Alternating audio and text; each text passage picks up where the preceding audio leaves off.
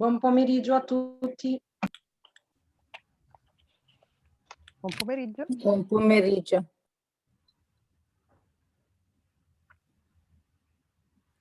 So, welcome everyone. Thank you for being here.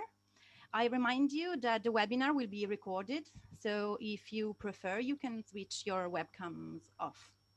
I'm pleased to introduce and to give the floor to Maria Grazia Sant'Agati of Fondazionismo, who will introduce the webinar. I say thanks to her and to all the people who will take part in this webinar. Thank you.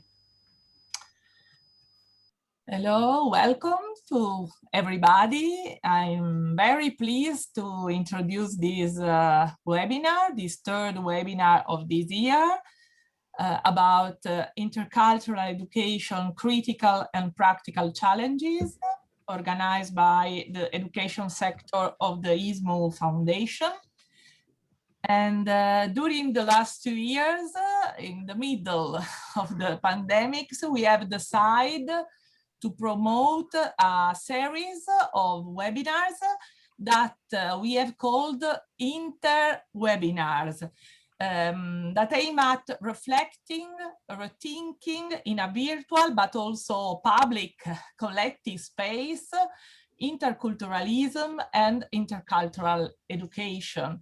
And we have the idea of rethinking this concept between theory and practices, focusing on the suffix inter, that is not only in an intercultural ways, but also in an interdisciplinary way and also interprofessional way.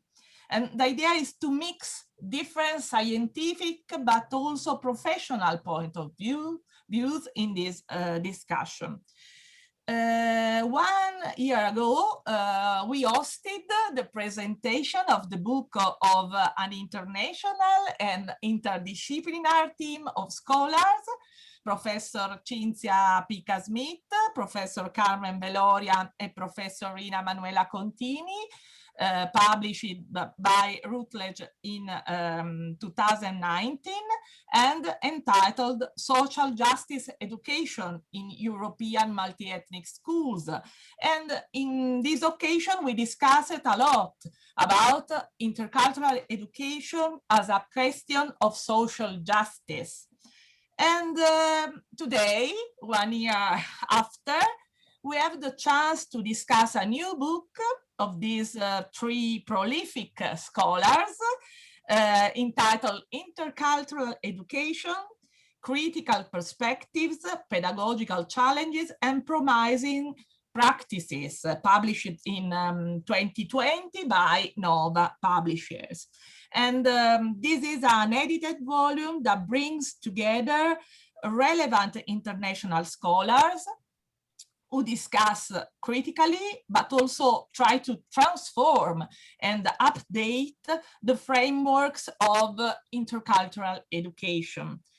For us, it's very important. It's a very aspiring test because the book mixes theory and practice from different perspectives, identifying recommendations, suggestions for policies and practices oriented to improve the lives of children, of families, and of their communities.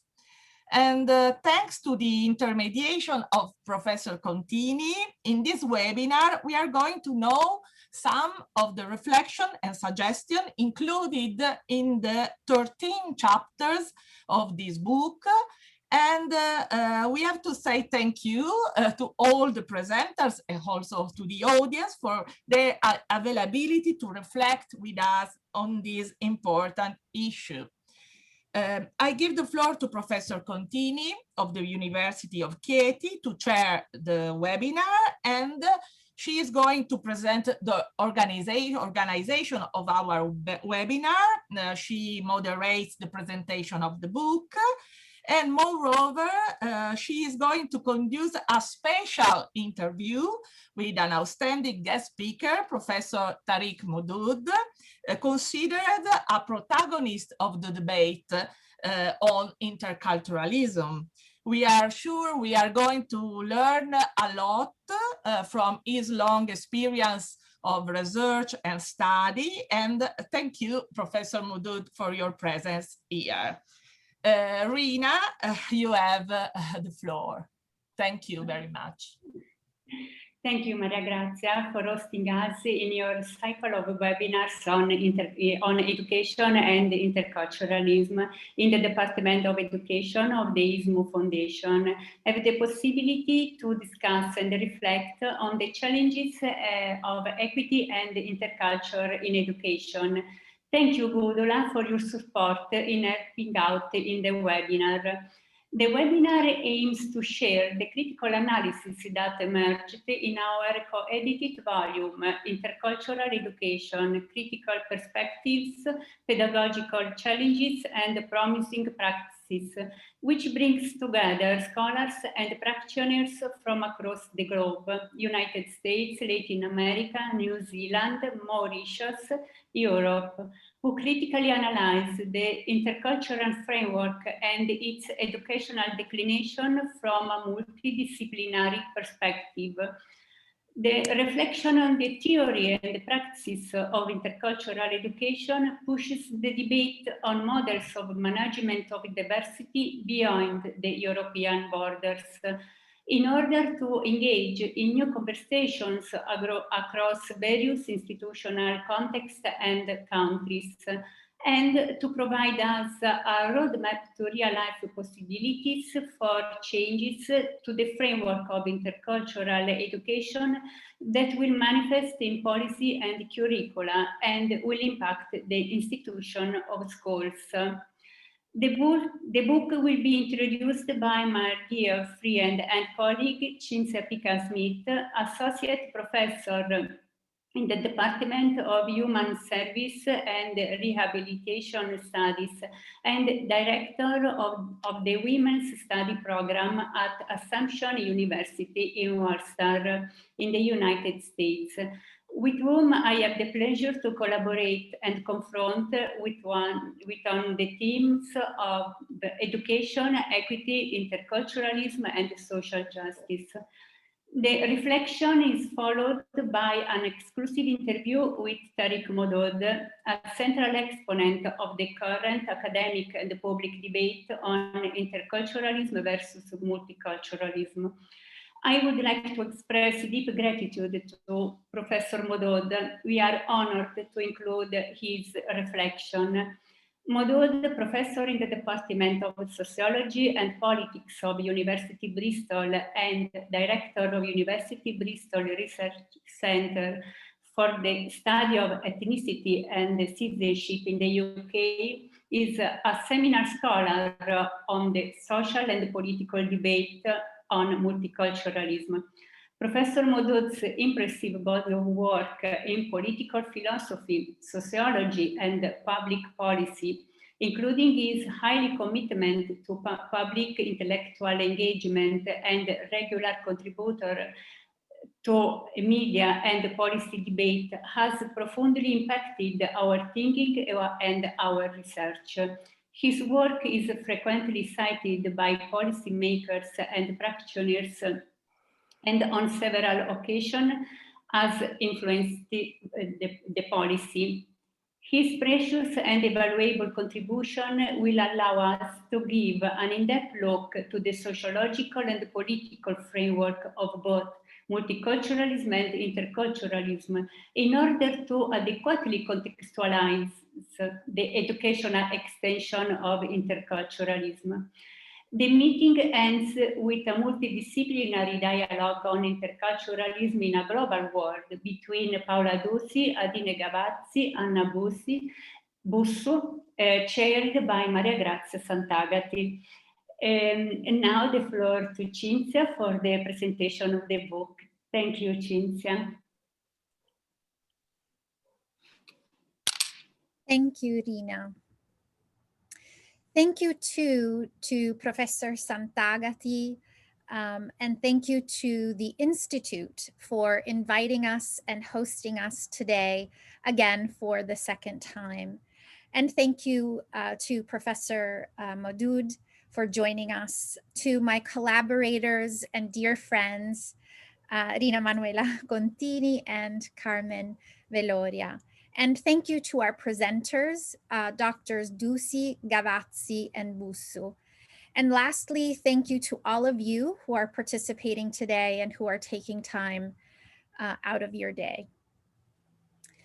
Global migration, increasingly multi-ethnic, multicultural, and religiously diverse communities, visible economic and educational inequities, as we all know, inequities between immigrant, second generation citizens and non-citizen groups have forced policymakers and educators to grapple with questions about how to redesign and organize social, political, and educational institutions towards more equitable and integrated societies, especially as far-right movements are successfully feeding off and capitalizing on long-held fears and narratives of the other to gain momentum and strength. In our previous book, Social Justice, Education in European Multi-Ethnic Schools, we argued that in order to understand intercultural education as a theoretical framework, it was necessary to contextualize it in its socio-political and historical trajectory, and to critically understand it as an extension of interculturalism as a political and social policy. In recent decades in Europe, both interculturalism as a policy and intercultural education as a pedagogical extension of interculturalism branded themselves as the best and new iteration of multiculturalism and multicultural education. Fueled by what Vervatek and Wessendorf called multiculturalism backlash, that opportunistically took advantage of the political and popular discourses about the, quote, failures of multiculturalism to successfully integrate immigrants, and that blamed multiculturalism from everything from cultural relativism and refusing common values to supporting radical religious terrorism. Interculturalism has become the political framework du jour for diversity management. We argued, however, that this backlash was based on a reductionist notion of the multiculturalism framework.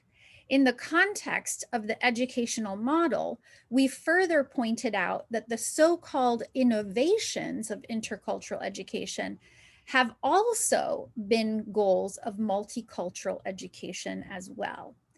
By the end of our last book, we argued that intercultural education, as it is understood and conceptualized in the European documents and in its current iteration, is linked to neoliberal ideology, noting it is not the critical pedagogy needed in an increasingly complex, inequitable, and diverse society.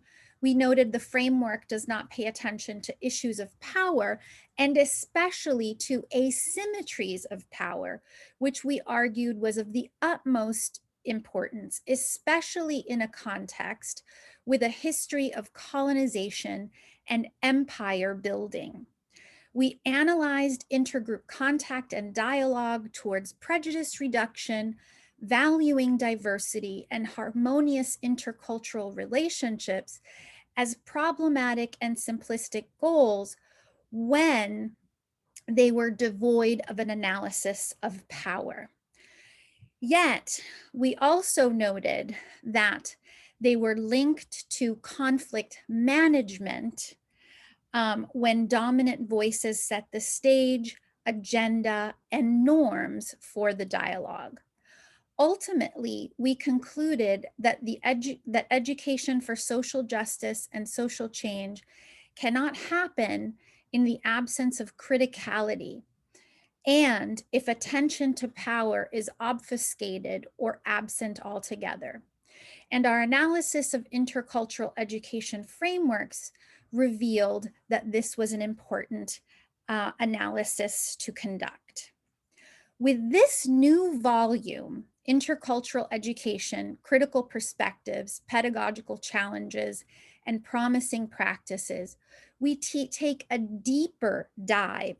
We went beyond the European context and reoriented to learn from global scholars in order to engage in new conversations across various institutional contexts and countries, from France to Greece to the Netherlands to New Zealand to Spain, the United States, Canada, Costa Rica, Guatemala, Mexico, Mauritius, Peru. In doing so, we uncovered the impact of an intercultural education framework in contexts that threaten indigenous and/or minoritized ways of being. We explored and critiqued its spread and influence from the global South to the global North, on localized alliances, epistemologies, pedagogy, multi-sector collaborations, and language policies.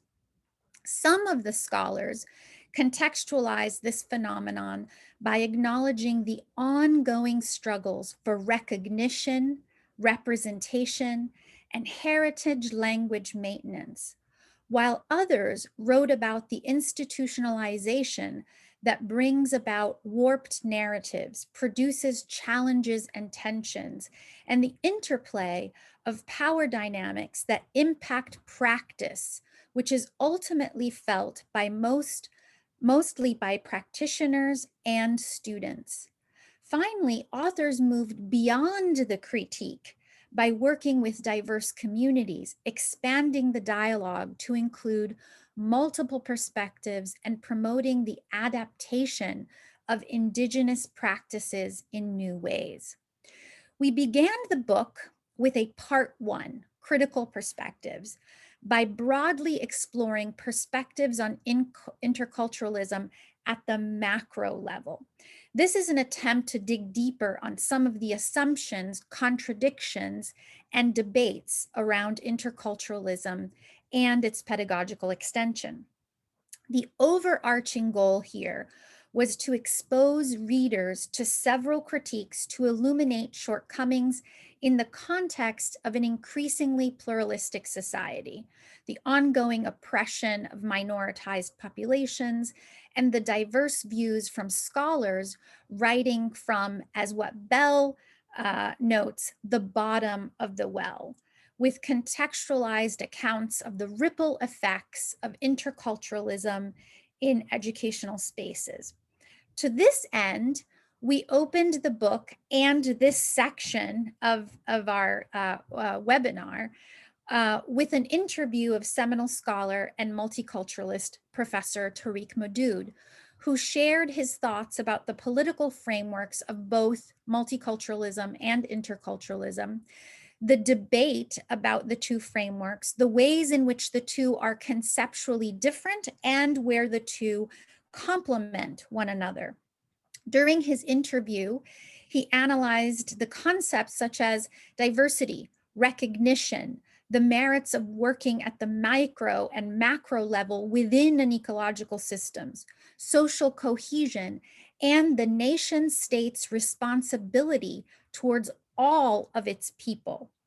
Modood made connections between interculturalism and intercultural education and answered questions about the role of education in an increasingly multicultural society.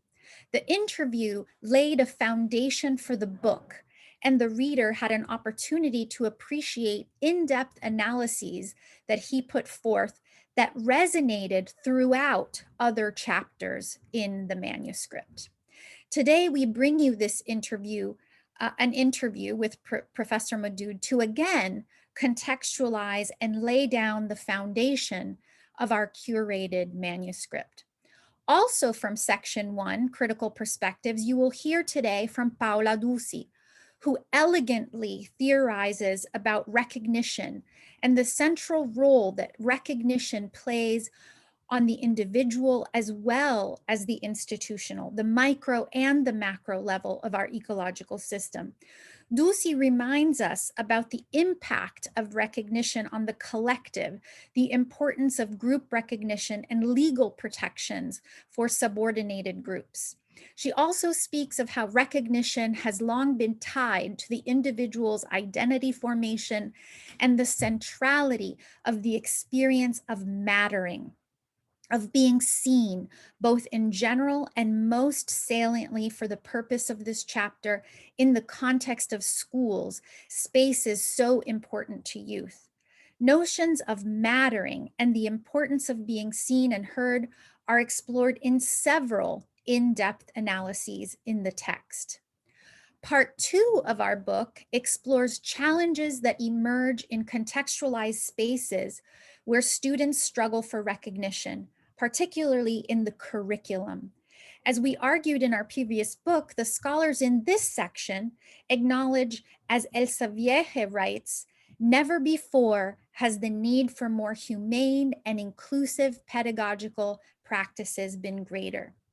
And finally, in part 3 of the book, Promising Practices, scholars bring together and write about ways that educators have adapted the model to engage with it towards their goals of social justice, decolonizing education, or education for liberation, and to encourage and inspire new policies and new approaches to engage in meaningful ways that lead to institutional change.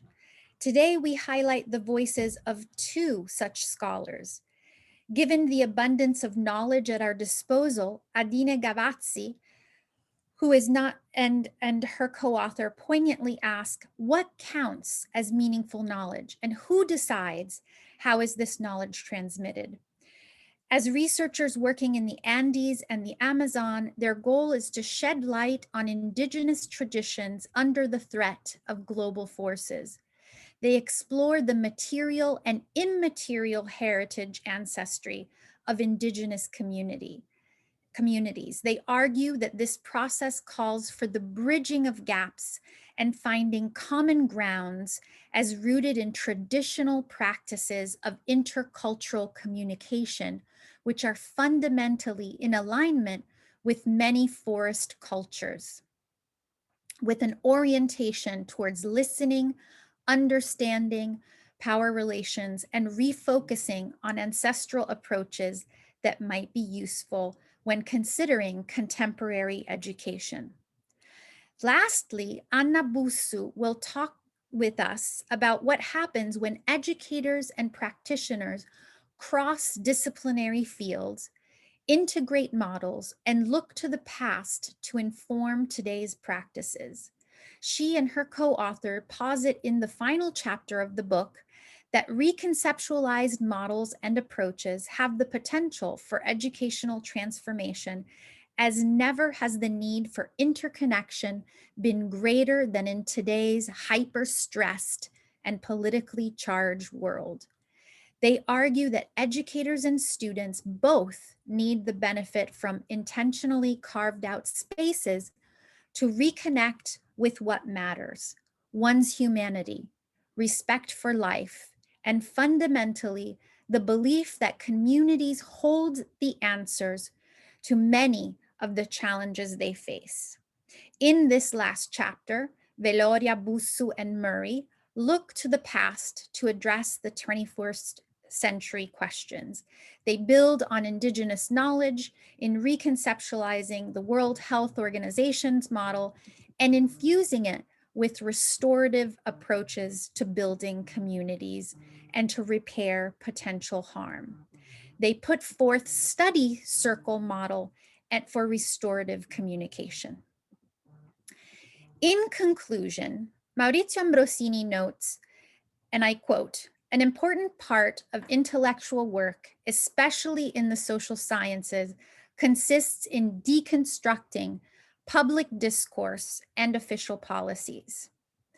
The scholar practitioners in this collection do just that as they engage with the theory and the practice of intercultural education to describe, interrogate, critique, and put forth recommendations for the future iterations of policy and practice. Thank you.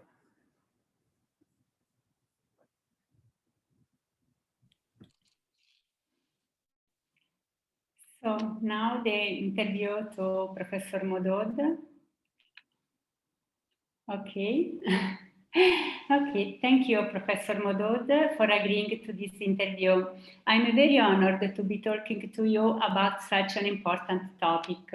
A critical analysis of the educational extension of interculturalism and its policies and practices requires an in-depth study of the theoretical framework of both multiculturalism and interculturalism, and of the European academic and public debate inter versus multi, in order to contextualize intercultural education and its socio-political context linked to neoliberalism, policies of civic integration, and the promotion of social cohesion.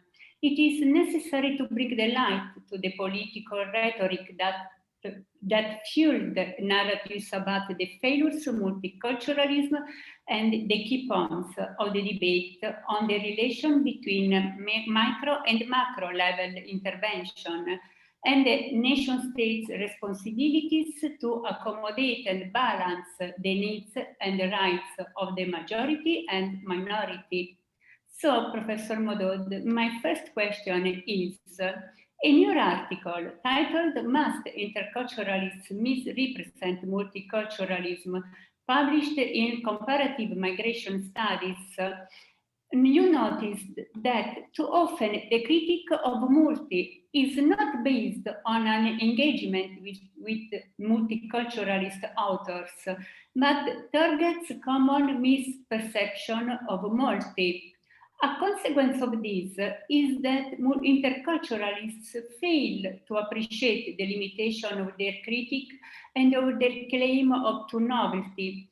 The alleged new ideas of inter may relate to normative significance of the majority, but less to intercultural dialogue or to an anti-essentialism.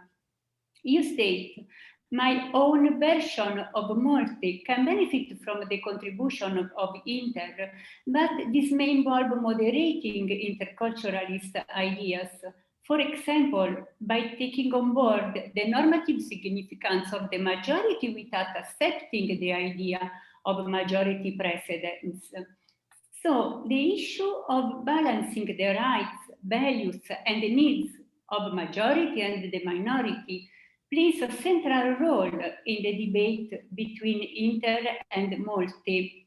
So my question is, how do you understand the relationship between the two, minority and majority, in your conceptualization of multiculturalism?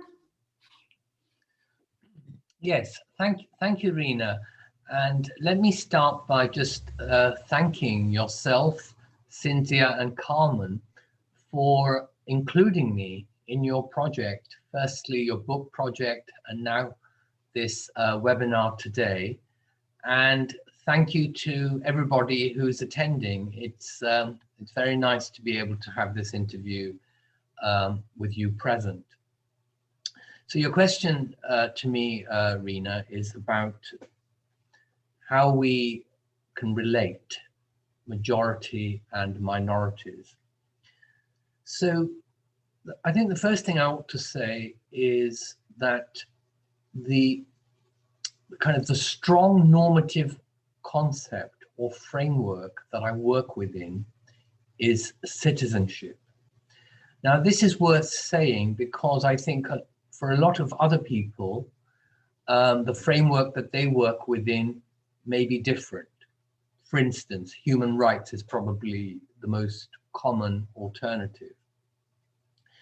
And so, but I choose to work with citizenship because I think citizenship offers us a basis for a much stronger equality than human rights does. So this equality basically has two important aspects. The first is very standard, everybody's familiar with it, and it's, if you like, part of the classical liberal idea of equality. It means everybody, in this case, all citizens, have the same rights, and that's their equality. No one has more, no one has less, because it's a uniform set of rights enforced by law.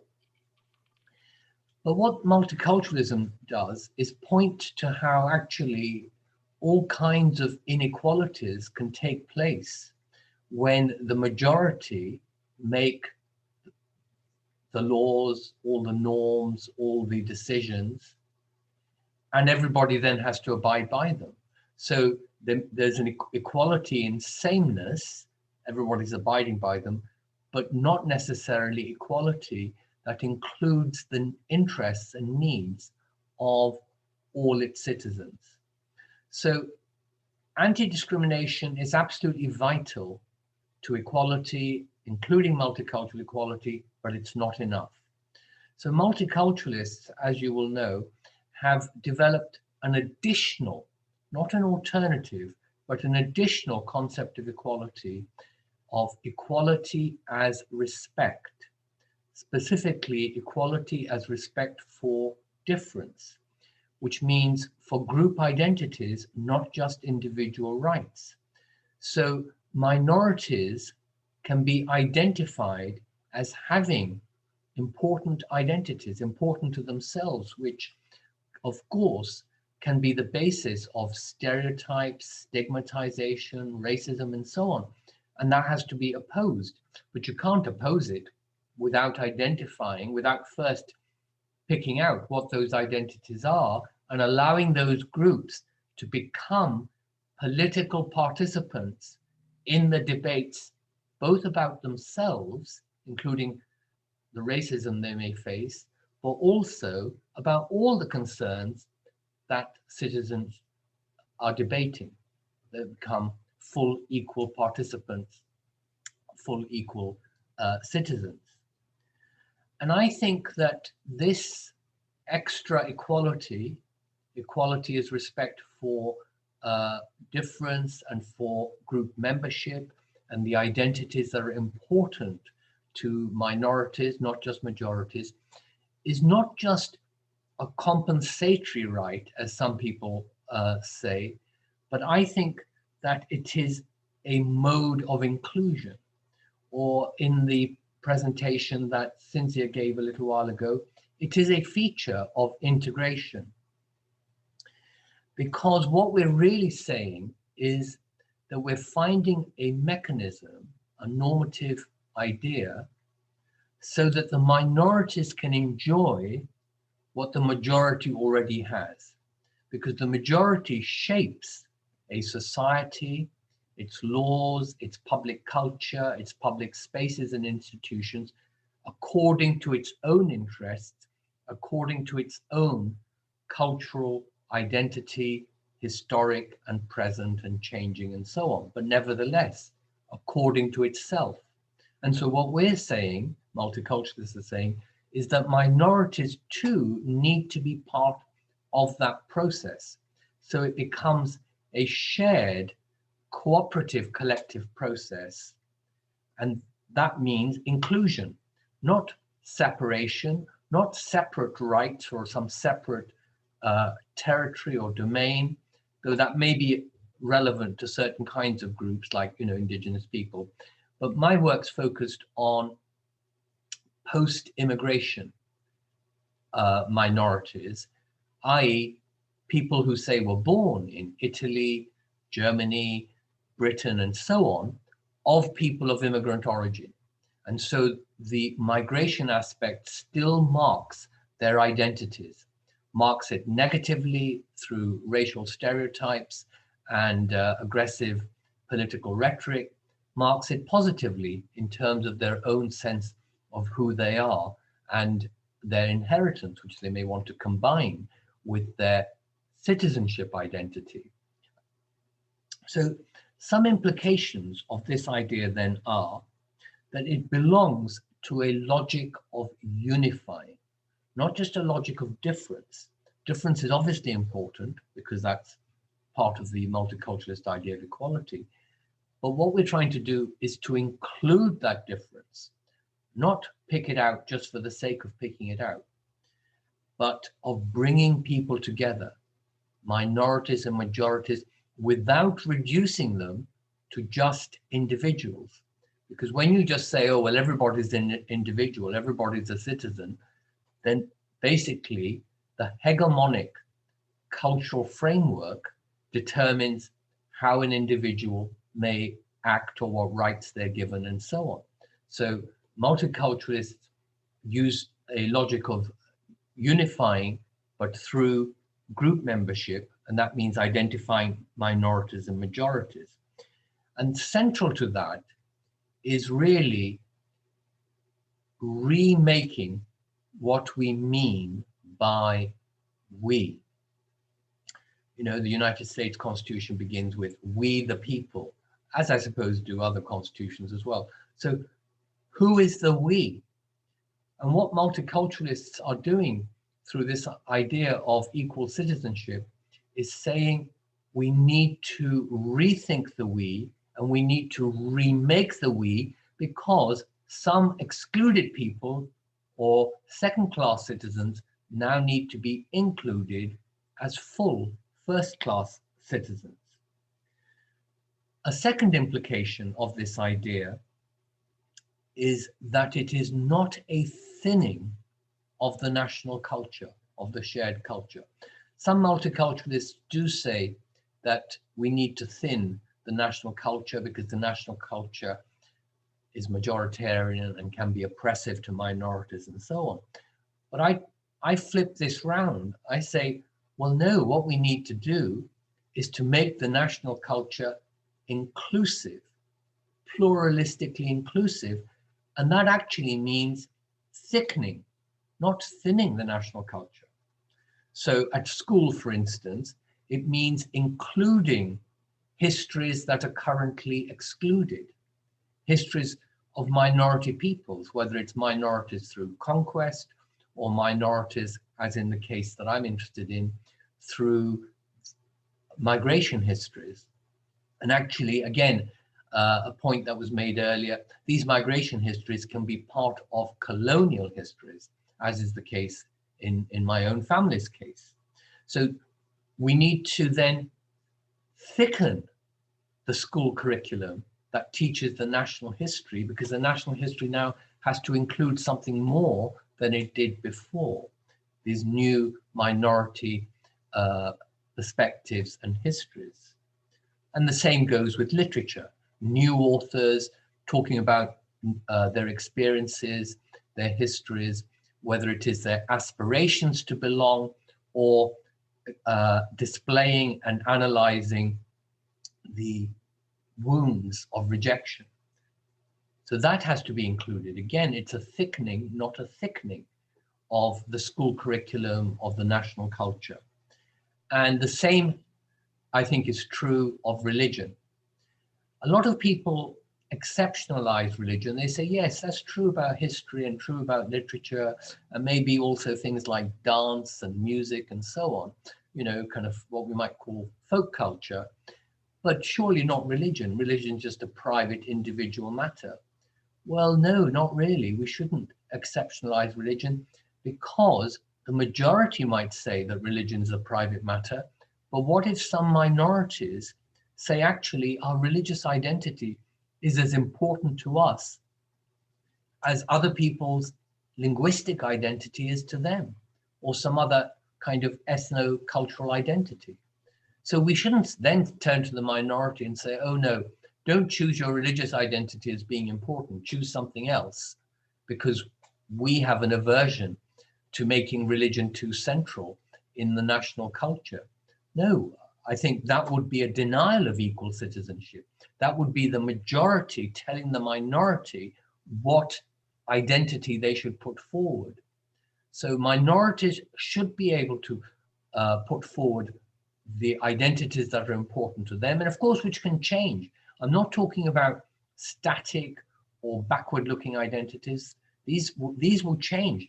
They'll change through interaction with other peoples, other citizens, including the majority, and they'll change over time, as any culture changes over time.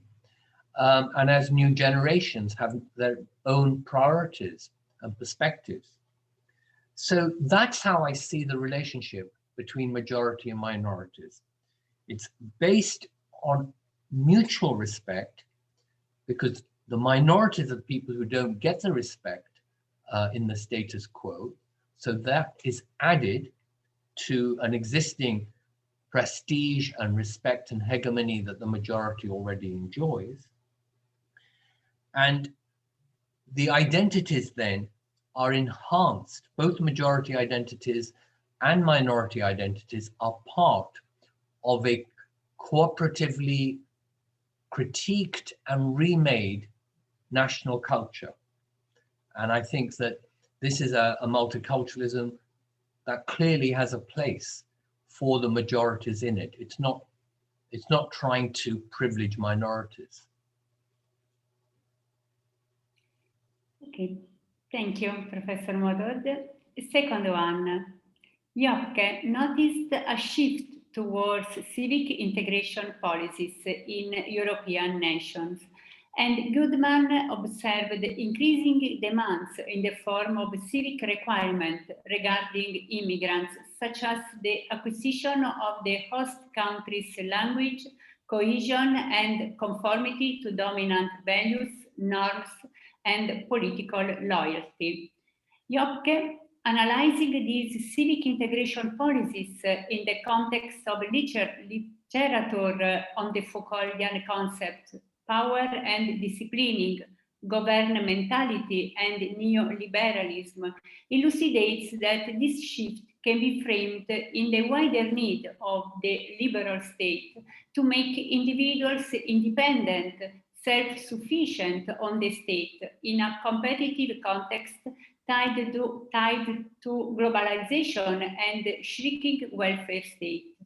So, do you see a link between interculturalism and civic integration policies, and also a push towards governmentality?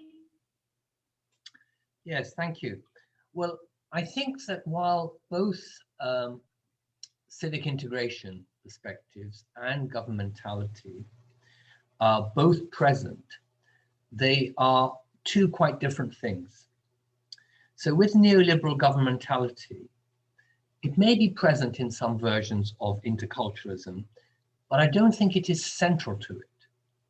I think that if we look at interculturalist authors anyway, it may be that certain implementation of policy may be more configured in a governmentality way. But if we look at the advocates and authors of interculturalism, I don't think neoliberal governmentality is essential to that perspective, because the idea of making individuals bear more responsibility than they do in, let's say, a social democratic polity is, I don't think, crucial to interculturalism, even though there are interculturalists who are very anti-group because they see what they call groupism as a major problem in multiculturalism.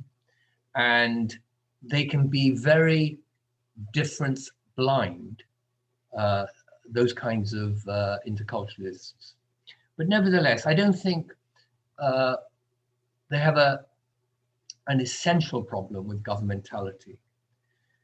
And the civic turn is, of course, also something very significant that's been taking place over the last couple of decades, certainly in Western European contexts. And I think that probably is central to most versions of interculturalism. I think myself that we actually should see the civic turn, which I'm not against, but we should see it as a rebalancing of what you might call an overstatement or a one-sided statement of multiculturalist concerns, let us say in the late 1990s or early 2000s. Because, of course, we can't just simply focus on difference. And so the civic turn reminds us, look, we are all citizens. So we all have something in common. We're not just people who are different from each other. And I think that is very important. And I've always personally always emphasized that the logic of difference must exist within a larger logic of what we have in common. Because if you can't have, if we have nothing in common, then there's no particular difference to point to, because difference and commonality are points of contrast. So I think that the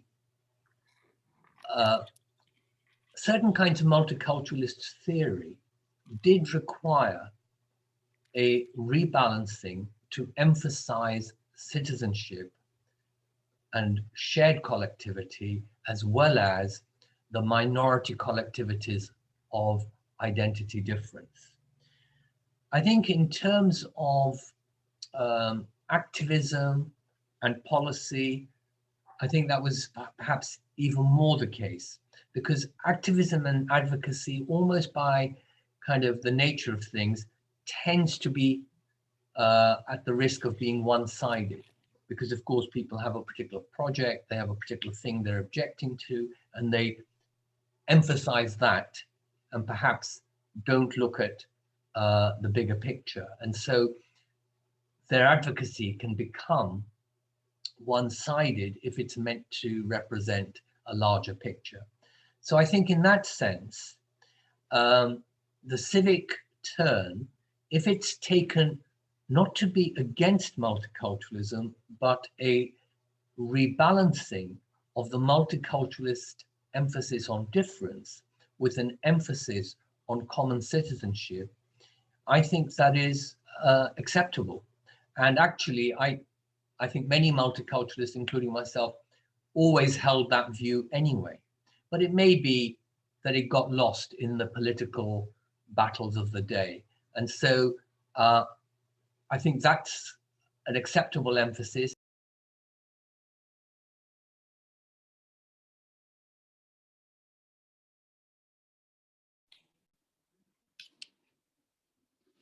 Okay, thank you. I've just been told I was muted. Was that right? Yes, now, okay, now it's okay. Just for 1 minute, just for 1 minute. Oh, right, Yes. okay. Anyway, I have come to the end of that answer, really. It's just to say that the civic turn should not displace or replace multiculturalism, but it should be, as it were, a complementary or rebalancing voice, so that we don't advocate for multiculturalism in a one-sided way. Thank you. Third question. The narrative inter versus multi is rooted on the contrast between individual and group, micro and macro, minority and majority. In your opinion, can such contraposition help the cause of diversity in our increasingly complex and interconnected societies, crossed by global dynamics, networking between culturally diverse people and multiple identities? Or is it necessary to overcome the contraposition between inter and multi in order to reconceptualize the relation between micro and macro, majority and minority, individual and group, elaborating new conceptual tools to reframe pro-diversity policies? Yeah, so I think we must reject an either-or approach or mode of thinking here. We mustn't think in terms of binaries, you know, individual versus group, macro versus micro. Some interculturalist authors do present themselves in this way, because they say multiculturalism is concerned with the macro, but the real world is always in terms of person-to-person encounters or particular situations in schools and so on. And so that's what we should focus on, and multiculturalist theorists don't focus on that, and therefore they're irrelevant. I think that's completely the wrong approach. That's a misunderstanding. I think the macro provides the larger ideas in which so much of our institutions and our experience is structured. So we might think of a classroom situation or say bullying between some individuals as a kind of a micro situation that we might say, oh, this is what we need to turn attention to. But in order to do so, we would need to think of the school as an institution. And so we'd need to think about school policies. What training is necessary for the teachers to be able to carry out that policy? And where would those ideas and resources come from? They'd come from another level. They'd come from whoever is responsible for educational policy in general, or for decisions about schooling budgets in general, and for laws about racism, and for instance, religion in schools and things like that. So I think we've got here at least 3 different levels.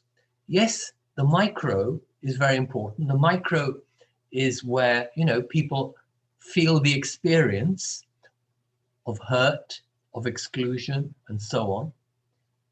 But we have a school level policy as an institution. We might call that the meso level or the middle level. And then we have the macro, where policy making, and the policy making there is set within a debate about concepts like institutional racism. What is institutional racism? Is it a valid idea? Concepts like equality that I've been talking about, and of respect for minorities and so on. So those are macro level concepts. We shouldn't throw them out just because we want to focus on the micro as well. So I would go as far as to accept the criticism that multiculturalist theorists have concentrated too much on the macro level and not enough on the micro. And the micro requires its own research program, its own research design, its own kinds of policy focuses and so on. I'd accept all that. But what I wouldn't accept is forget the macro. All we now need to do is to focus on the micro.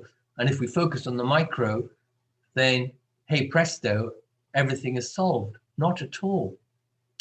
As I've been trying to show, the micro only makes sense in terms of the meso and the macro, because the larger ideas come down to the smaller ideas. But it doesn't have to be top down. That's not my view at all.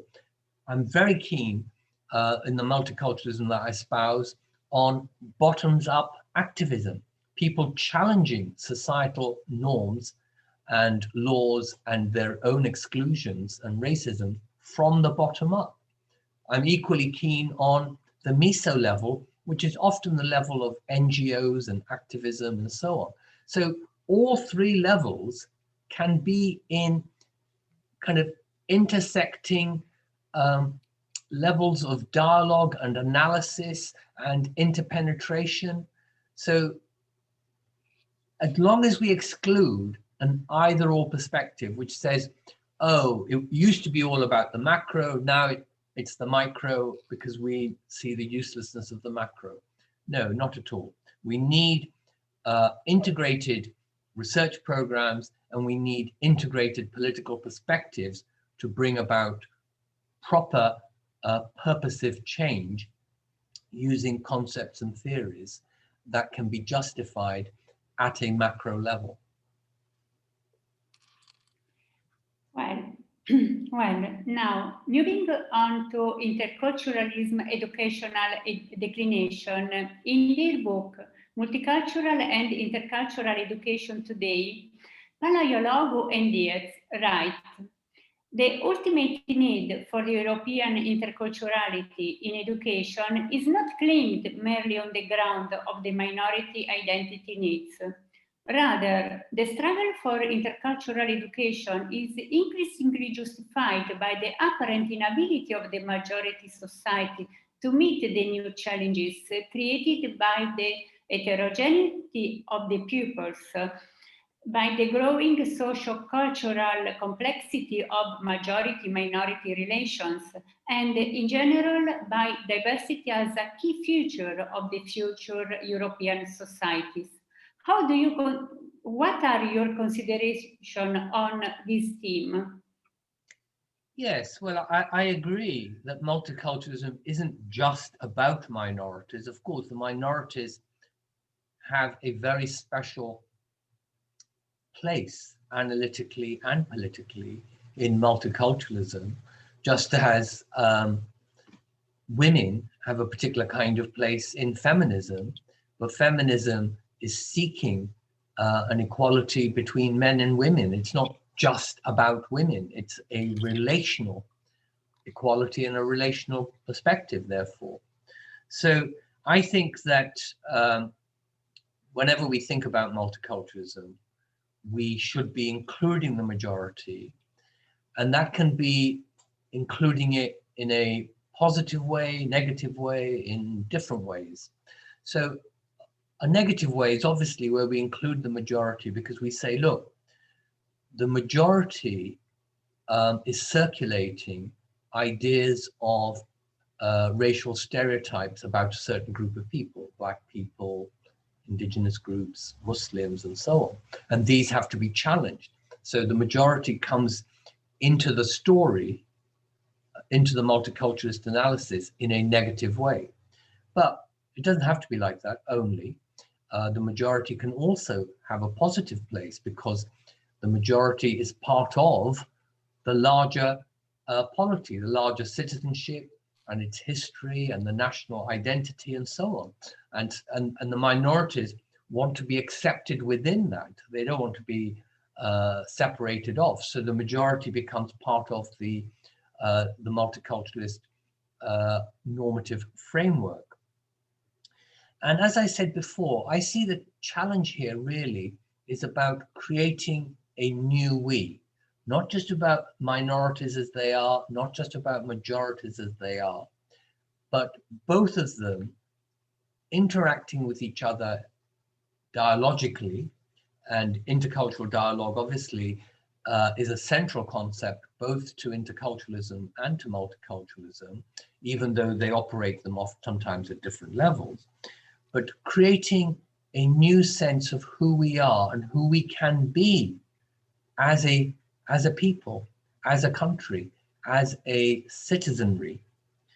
And I think that multicultural awareness is awareness that is essential to do that, and which must be integral to, and not just to strengthen our citizenship, but also to multiculturalize it. So yes, it's not just about minorities. The majorities are part of the story and they have roles and responsibilities within that story, but the shared joint project is about multiculturalizing the we, the people. And central to that is remaking our national identity in the way that I've mentioned before, in terms of history and literature. And of course, these controversies, as everybody here knows, are so live at the moment in so many different parts of the world. Certainly in the United Kingdom, we're at the moment very seriously debating our colonial legacy and our slavery legacy, including the University of Bristol, where I'm a professor, because we're part of those histories and therefore part of that legacy. And so we have to rethink what kind of a country are we? You know, how Black people have a history in being British, how people like me coming from what used to be a part of the British Empire, referred to as the Indian Raj and so on, you know, how we are already British, not just migrants, but we're part of the story of Britain. And I think the highest level of citizenship is where it enables all citizens to have a sense of belonging. So all our identities are tied up with membership and belonging. That's true for me being a Muslim, or me being a British Asian, me being a member of the University of Bristol and so on. But also our national identities, which underpin our citizenship and therefore all the equality aspirations that multiculturalism is focused on, that identity too must be a shared identity and must be one that the majority and the minorities work together, negotiating, no doubt, arguing, certainly, because we're talking about contested histories, contested concepts, but it's a dialogue that must take place together, not just minorities apart or majorities apart. Well, finally, the COVID-19 global pandemic has deepened the social and cultural changes already linked to globalization process and international migration, and it's creating new inequalities. Besides, such changes are influencing the educational landscape in terms of challenges and opportunities, posing specific questions to educational institutions and urging new reflection on educational policies and practices to support students' learning needs, all students' learning needs. How do you set multicultural policies in regards to these new social and educational inequalities? And in which measure do they allow to reduce them? Yeah, so of course you're right, the COVID pandemic has very starkly demonstrated the social inequalities, the ethnic, racial inequalities around us. We see this in terms of who is most likely to get infected, who is most likely to not receive treatment at the right time, who is most likely to be left without financial support if, for instance, they're not able to go to work. Academics like us are very lucky. We can work from our offices, as we're all doing, from our homes, as we're all doing today. But a lot of people have to go out to work if they, otherwise they have no income. And so we've seen. Is there a problem? I'll carry on then. So you're quite right about the inequalities. And ethnic minorities in Britain, and I'm sure this is the same in many other countries, it's certainly true of the United States, have been disproportionately affected by both the pandemic and by the measures to control the pandemic, you know, what we call the lockdown measures. I think that the multiculturalist dimension has actually been more apparent in relation to the vaccinations, actually, than the epidemic. And I'll explain that, because one of the things that's emerged in Britain is that the ethnic minorities are more vaccine hesitant than the white majority population.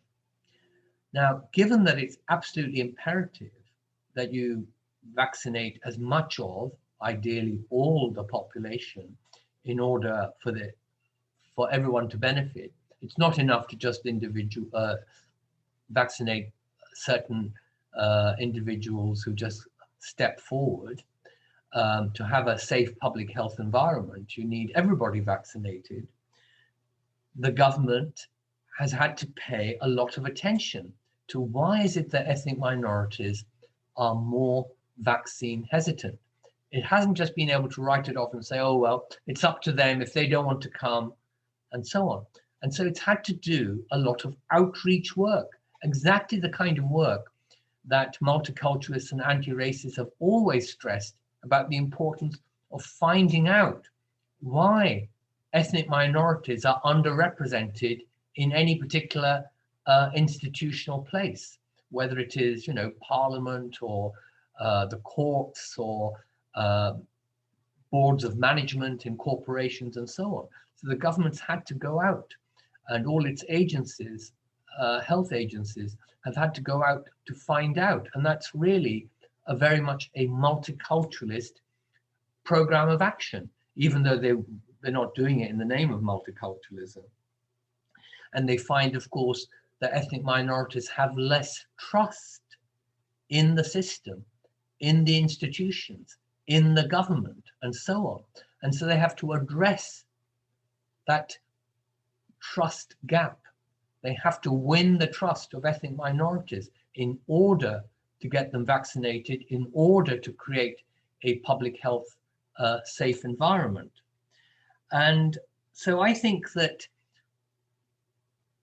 indirectly, the pandemic has both highlighted the inequalities in a very deep and stark way, but it also showed the multiculturalist remedies where you need to target ethnic minorities in specific policy actions in order to find out their concerns, in order to find out why their numbers are less than they should be in a particular place, whether it's, as I say, getting a vaccination or children turning up to school, or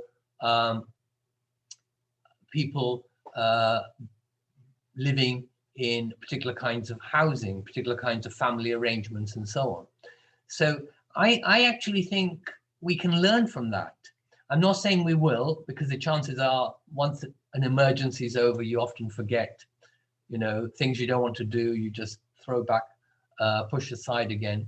But I hope that we will learn from the pandemic both how severe some of our socioeconomic inequalities are and how disproportionately they bear on ethnic minorities, but also how the remedies require not colorblind, race-blind, culture-blind actions, but actually targeted action to identify the concerns of specific minorities and then to address them. So there is if you like, a little bit of a silver lining in this terrible dark cloud.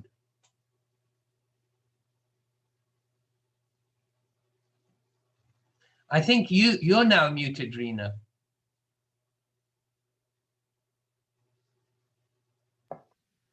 Rina, sei muta.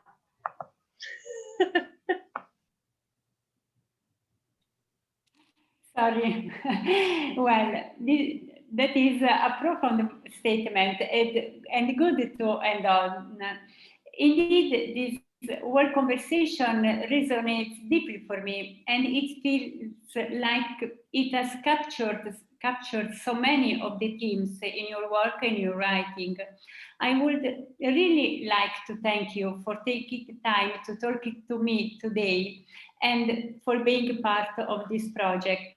Thank you for contextualizing our conversation about intercultural education and situating it within its political and sociological origin, helping to research new solutions in the world of schooling to create more equitable educational spaces for all students.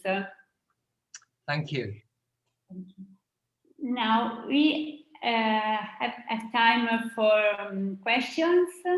We can open to questions if there are some questions.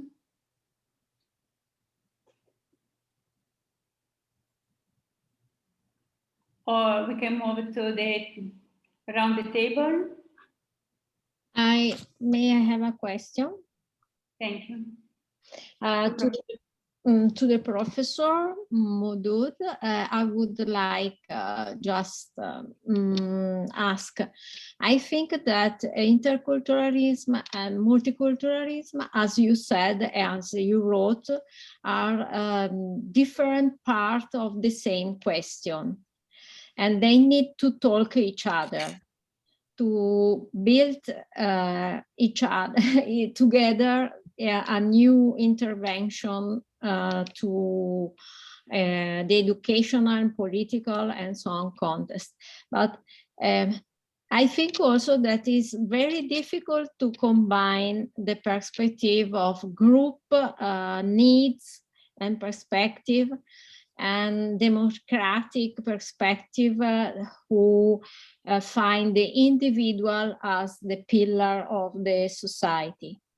Could you say something about these difficulties? Well, I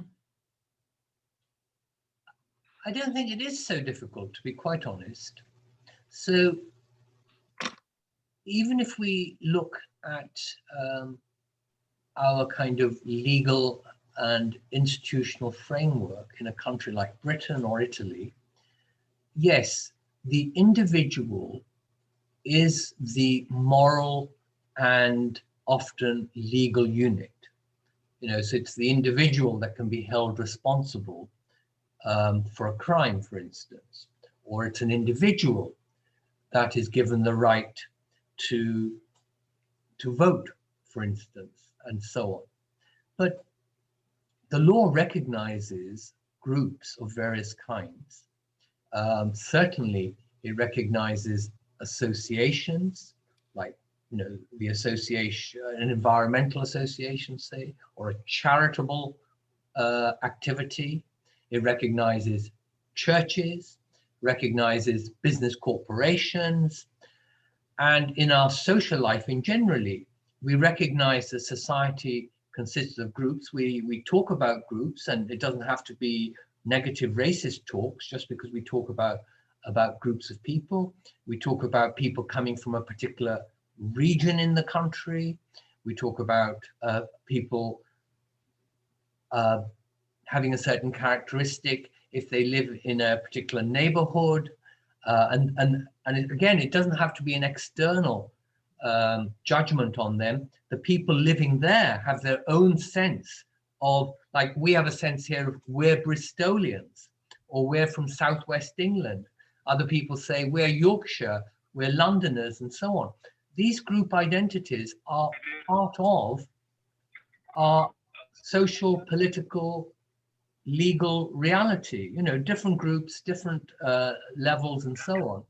And so I don't see why the inclusion of ethnocultural and ethno-religious groups into a socio-political culture, which is not purely defined by individuals, but which does have, as it were, a skeleton frame of laws focused on individual rights, which I'm in favor of, and nothing I've said is against that.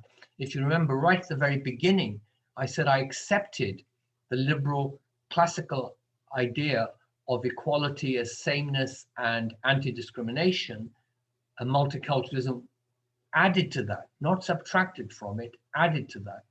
So unless someone gives me a particular difficulty, I don't perceive that there's a general difficulty or a difficulty in principle.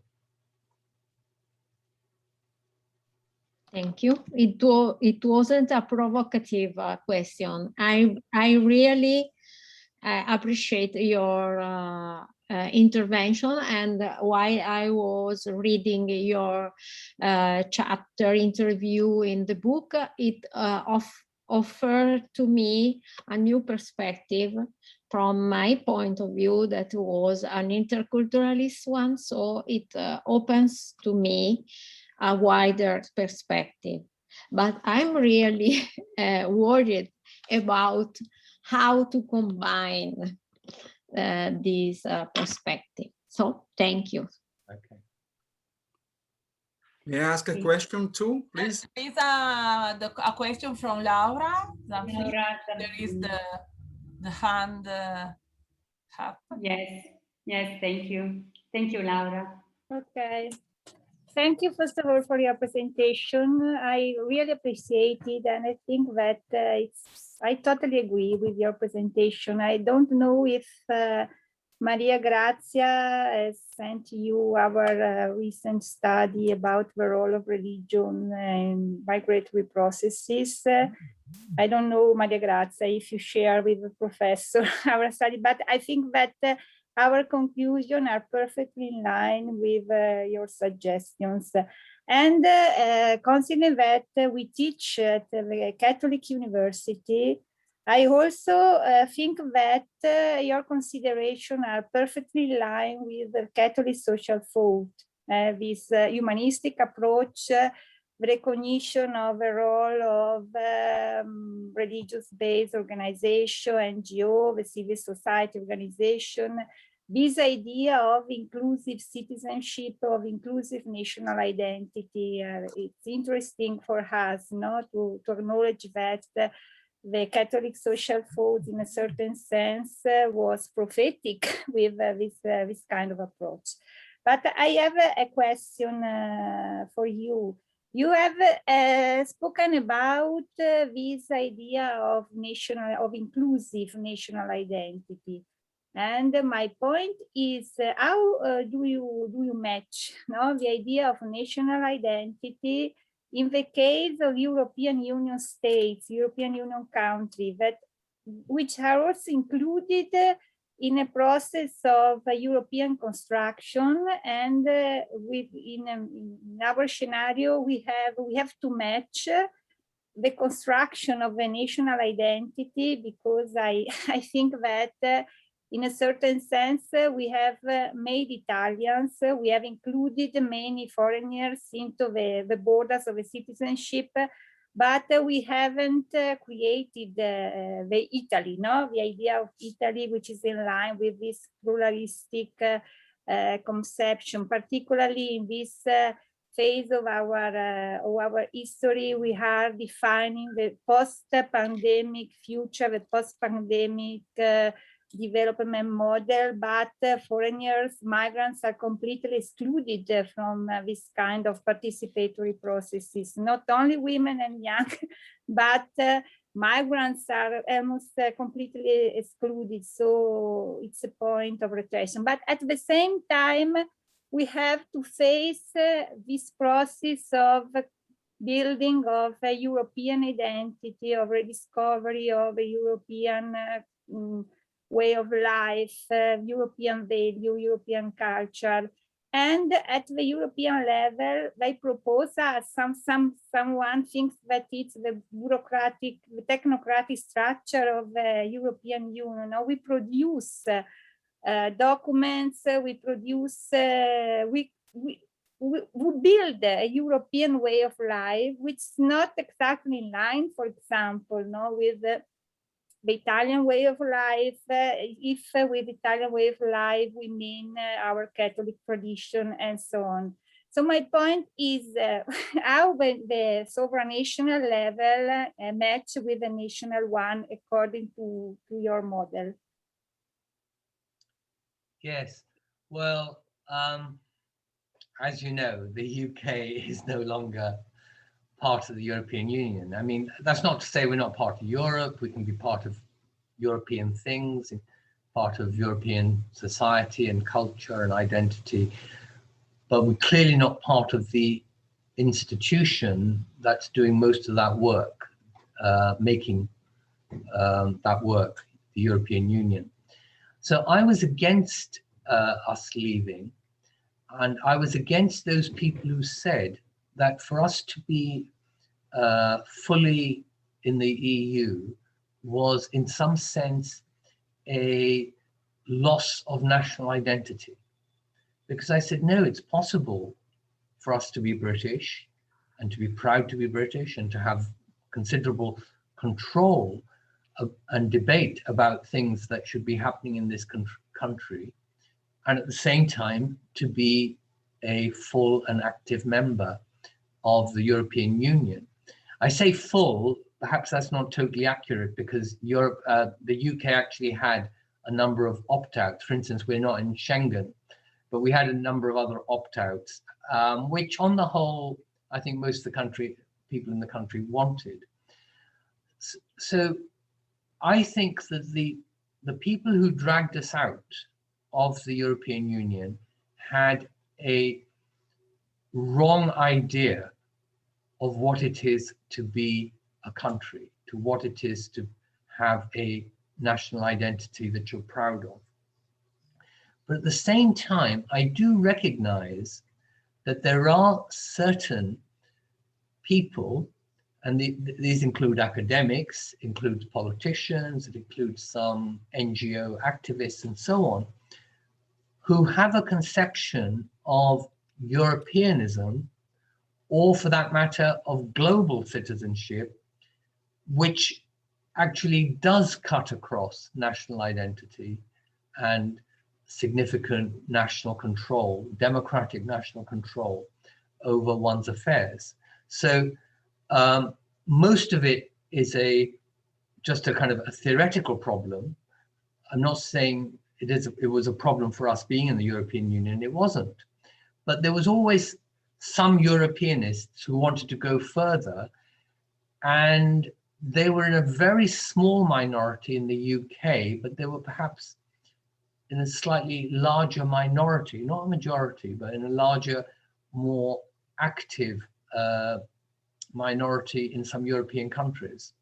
So I think it clearly is possible to have a strong European public space with its institutions, laws, and summits, you know, between prime ministers and various ministers and European Commission and directives and all that. It's possible to have that with a national identity, and that's more or less what we've had to date.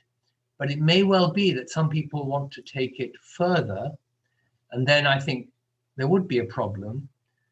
I also think that there could be a problem the other way, that some people assert a national identity in a way that I think is even more problematic. So we have this issue in the United Kingdom that a lot of people, possibly even now a majority of people in Scotland, say they would like to have a referendum and vote to leave the United Kingdom, just as we voted to leave the European Union. And I think they're quite wrong as well. I think it's possible to have a strong Scottish national identity and Scottish governance, autonomy, but within a United Kingdom. It may well be that we have to reform the current structure of the United Kingdom. I think we do have to reform it to achieve that, but I think we can do that. And of course, there are other cases in Europe as well, Catalonia being one prominent one, possibly also Flanders. So I think that I'm not advocating, I'm not sympathetic towards secessionist nationalism, and I'm not sympathetic towards a nationalism that sees its neighbors as just competitors and rivals and foreigners.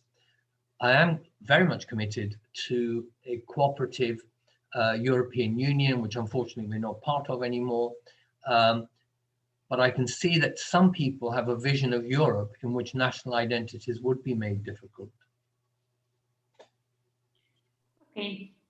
Now we have a question from Antonio Cuciniello, and maybe we can collect some questions. Yeah, thank you. First of all, thank you for your presentation and your speech, and generally speaking, for your work. Since you have mentioned the religious element in the intercultural discourse, I would like to ask how and if it is possible to combine, in a sense, the religious argument in the public space and the question of secularization. Yeah. So I think, first of all, we need to think about in what ways are we a secular country. So up till very recently, I would say up till about 10 years ago, political theorists, when they talked about political secularism, so I'm talking about political secularism, not the sociological concept of secularization that we have from people like, Max Weber and so on, or even going back to Karl Marx, but political secularism that some people, for instance, define as the separation of church and state. Well, let's think about that. So in Britain, we think we're a secular country. And I think we're a secular country as well. As a theorist, I think that is true, that if you look at our country, that's mainly how it works. But we have a Church of England that is part of the establishment of the state. Bishops sit in our the second chamber in our legislature, in our parliament, called the House of Lords, that includes 26 bishops. And the Queen is not only a monarch, she is the head of state of the United Kingdom, and so on.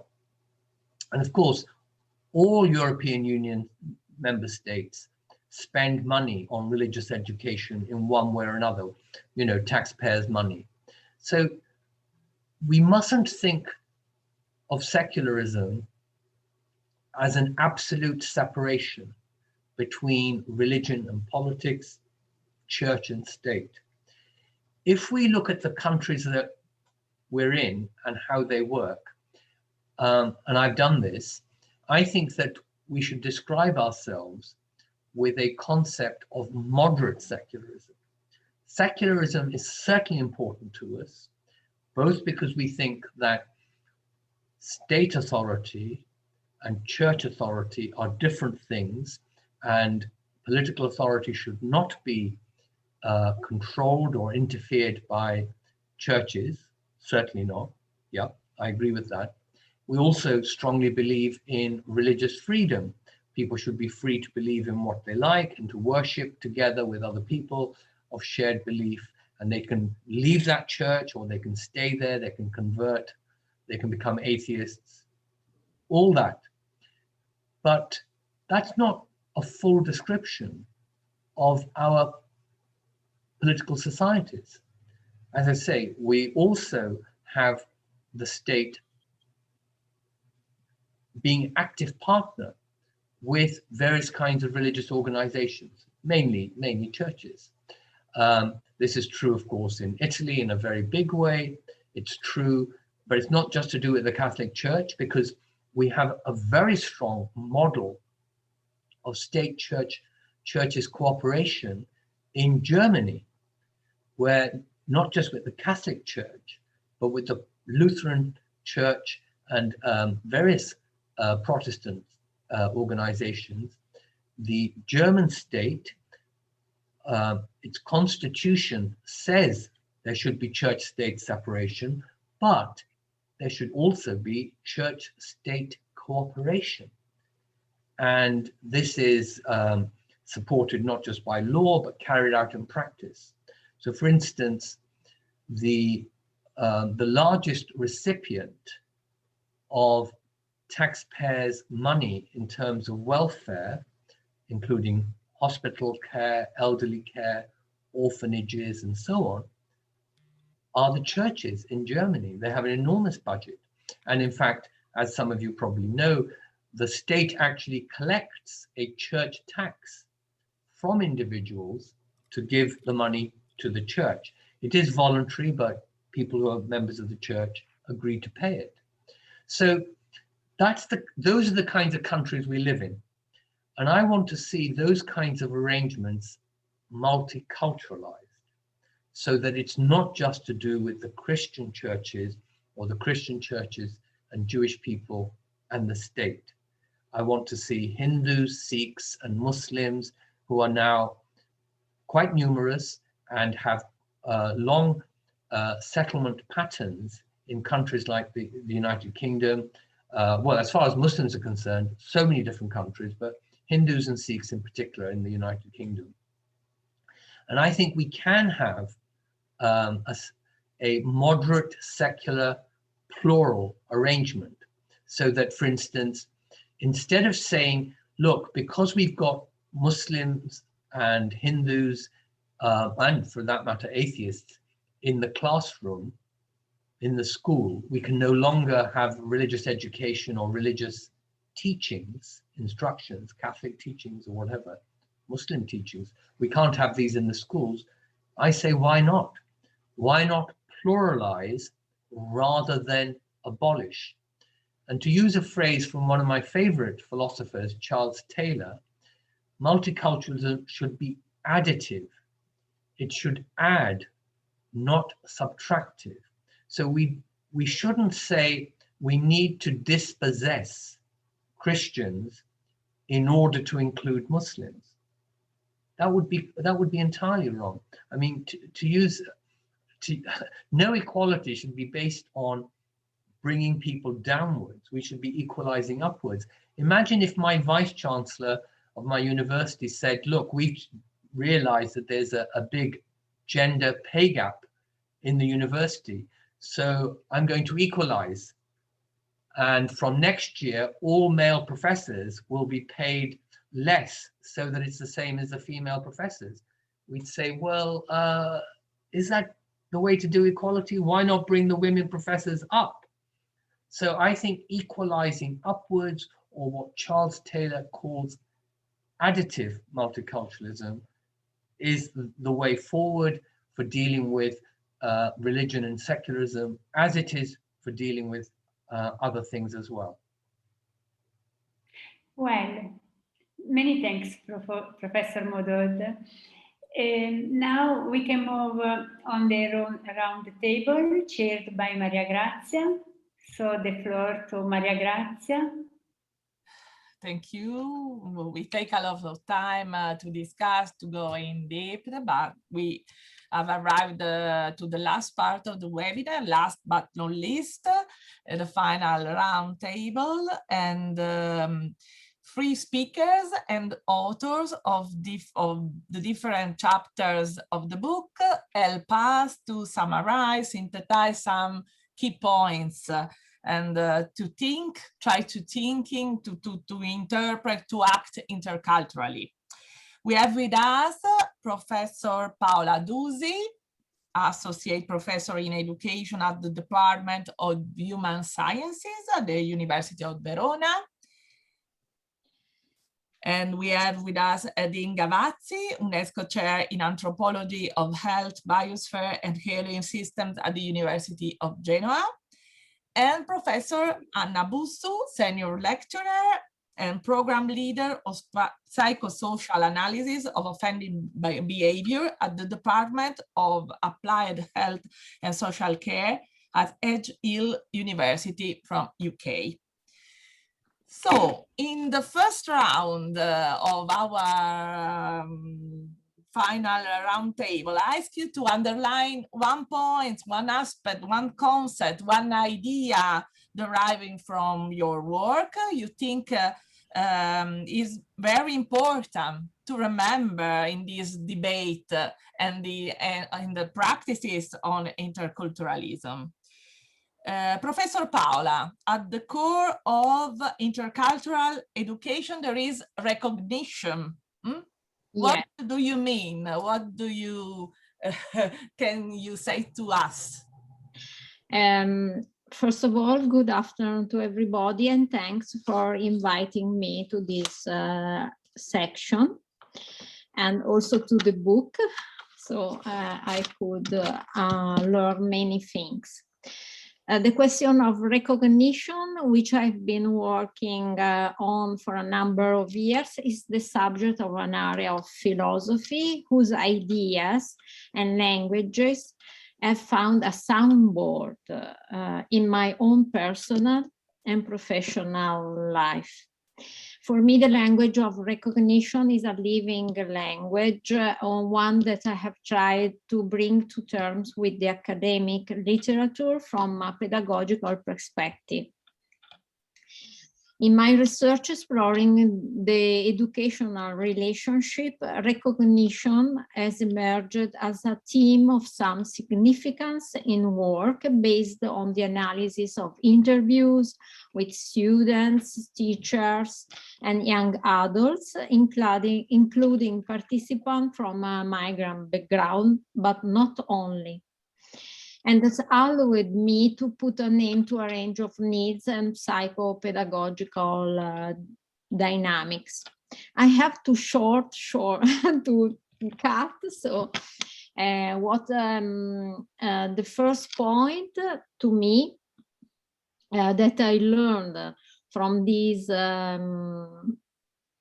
literature, reflecting with this perspective to my life, and rereading the intervention, the research I've done with teachers since I started my career as a teacher in primary education, and then as a mother of children, and then as a researcher. I noticed the relevance of recognition from many points of view. And so what is crucial to me is to be aware of the need of recognition.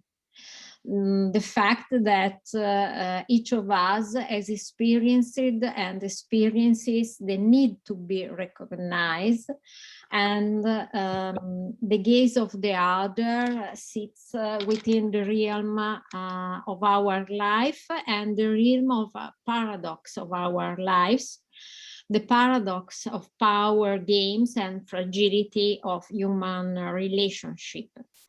And this need is so central, a need and a desire, that it has become also a mainstay of modern advertising, for instance. And I can find this word, this need and desire also in the romance written from many authors, or in the interview, or in the reflection, even written from by educators like Paulo Freire or some others author. So I cannot. First, I want to underline that even if I'm focusing on interpersonal relationship in educational context, and with a focus on an intercultural approach, I would like to underline that a political, an intercultural approach cannot exist, cannot be effective without intervention on the issue of power, equity at the socio-political and economical level. After that, I would like underline that I focus my reflection on a particular context, the school context, even if the basic form of recognition or its denial characterize the different contexts of our lives. This analysis is focused on this context because my research are particularly pay particular attention to the school context, and the school context is it appears as a mixed bag where our students bring with them, to paraphrase Daniel Pennac, an onion formed of numerous layers of different social status, religion, sexual orientation, cultural background. And this difference is not always well welcomed in every place, even if there are some many teachers that are doing a very good work. There are much more to do at the macro and the micro level because they are intertwined.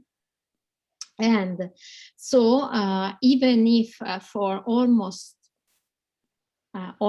everyone, the experience of school could be a mixed bag of positive and negative, justice and injustice. The dominant ideology, of course, renders the cultural and linguistic characteristics of students with difference, sometimes, often, I would say, unvalued, invisible. And as you can see, I quoted from an interview I conducted, and a little poem from a child that underlines what does it mean to be different in a context where your kind of difference is not appreciated. And it means to feel alone, to feel not being recognized. So in terms, because recognition can be defined within the context of relationship, I don't touch the perspective of Taylor or Onnett or Fraser because we have no time. So I will focus on intercultural, pedagogical, micro level. Recognition can be defined within the context of relationship as the attribution of worth to the other. It becomes a necessary precondition for intercultural education, I would say education, for education. And in terms, in terms of the relational dynamics that characterize educational setting and the school specifically, I offer a pedagogical translation of recognition theory, and this interpretation identifies the presence, the need of three planes of recognition: the axiological, psychological, and pedagogical didactic. That are all combined in the relation with the other, and is at the core of the educational relation as between teacher and student, but also between parents and child, educators and young people. And the first level is the axiological levels, where is the basic of recognition. I recognize you as my similar, as a person like me, and this gives rise to a call to respectfulness and responsibility towards the other that I recognize as my similar. And as such forms a condition to the second plane of educational recognition, the pedagogical one, that arises from the endorsement of the other in their status as a person, plus the ability as educators to perceive the uniqueness of the other, his emotional tonalities, and to identify him in his uniqueness. And then we arrive at the third level, the recognition attestation, where that is particularly important in the school setting, but also in the social one. As they develop, every person seeks to be recognized for their qualities. We seek to be recognized for our qualities. And the affirmation that denotes a capability. I am, I can, that is born from the recognition of others. You are, you can, you have done. And it's this recognition that nourishes the young person perception of themselves, their esteem. As I quote Paulo Freire, among others, he wrote in one of his books that he gained about his perception, his personality, thanks to a consideration from a teacher when he was an insecure adolescent who believed himself less capable than the other students. A gesture from the teacher that taught him it was possible to believe in himself. And the core of this discourse on recognition is that practicing recognition in the school setting means, of course, allowing students to recognize themselves as subjects of worth and making the most of their capabilities. But it also requires that we educate these younger people and ourselves, meanwhile, by example, in the practice of mutual recognition. And it is here in the mutual recognition that the shift from relationship became an intercultural relationship. It's here that intercultural relationship begins. And as Michael Walzer writes, we are equal insofar as we are recognized as different and vice versa. We are equals in terms of opportunities we have to lead a good life, to pursue our aspiration and play a full part in the context in which we live, to the extent that we are recognizing of our difference and equalness. Indeed, uniqueness is a distinguished feature of humanity, as Hannah Arendt has affirmed, among others still. Every human grouping contains a plurality of unique beings.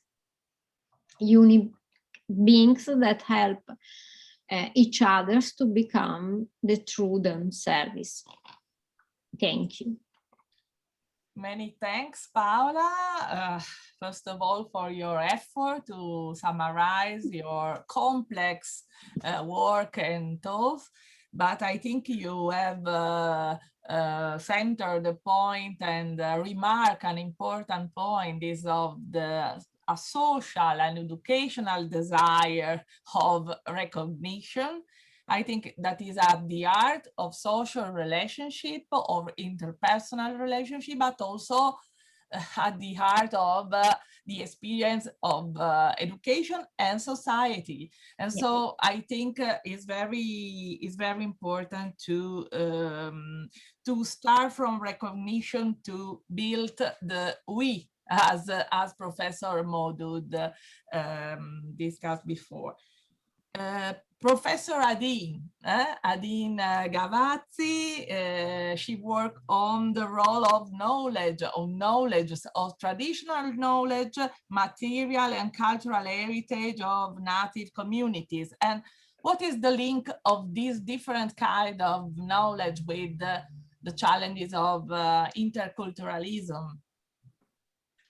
Good evening, good afternoon.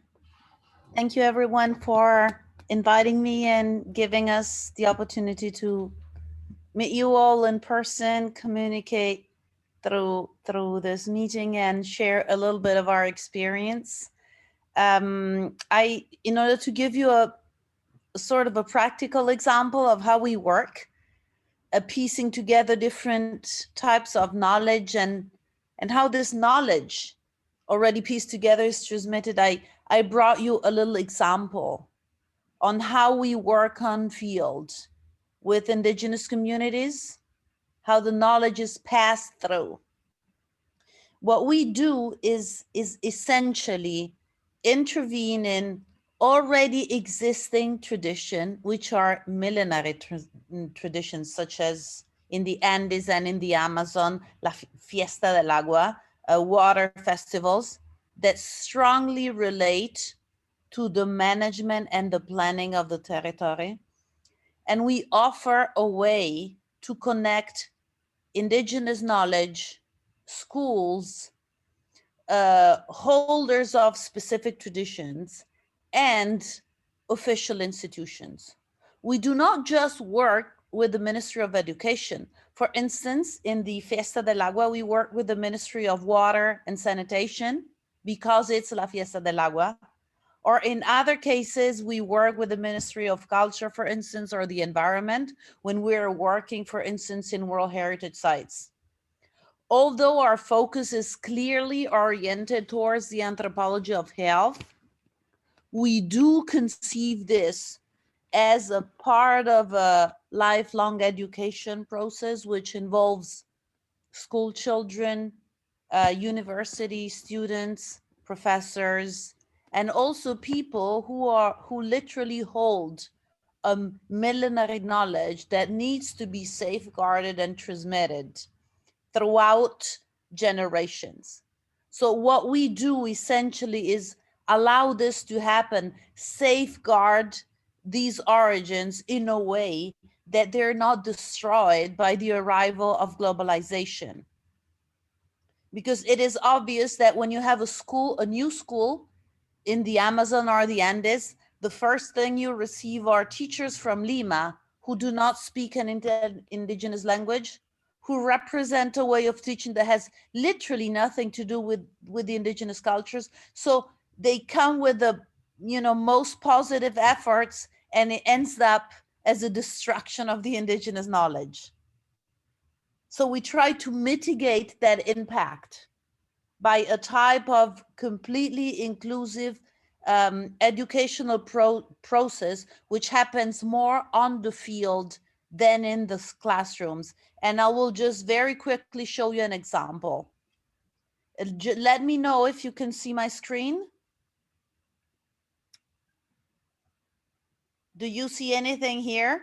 Yeah.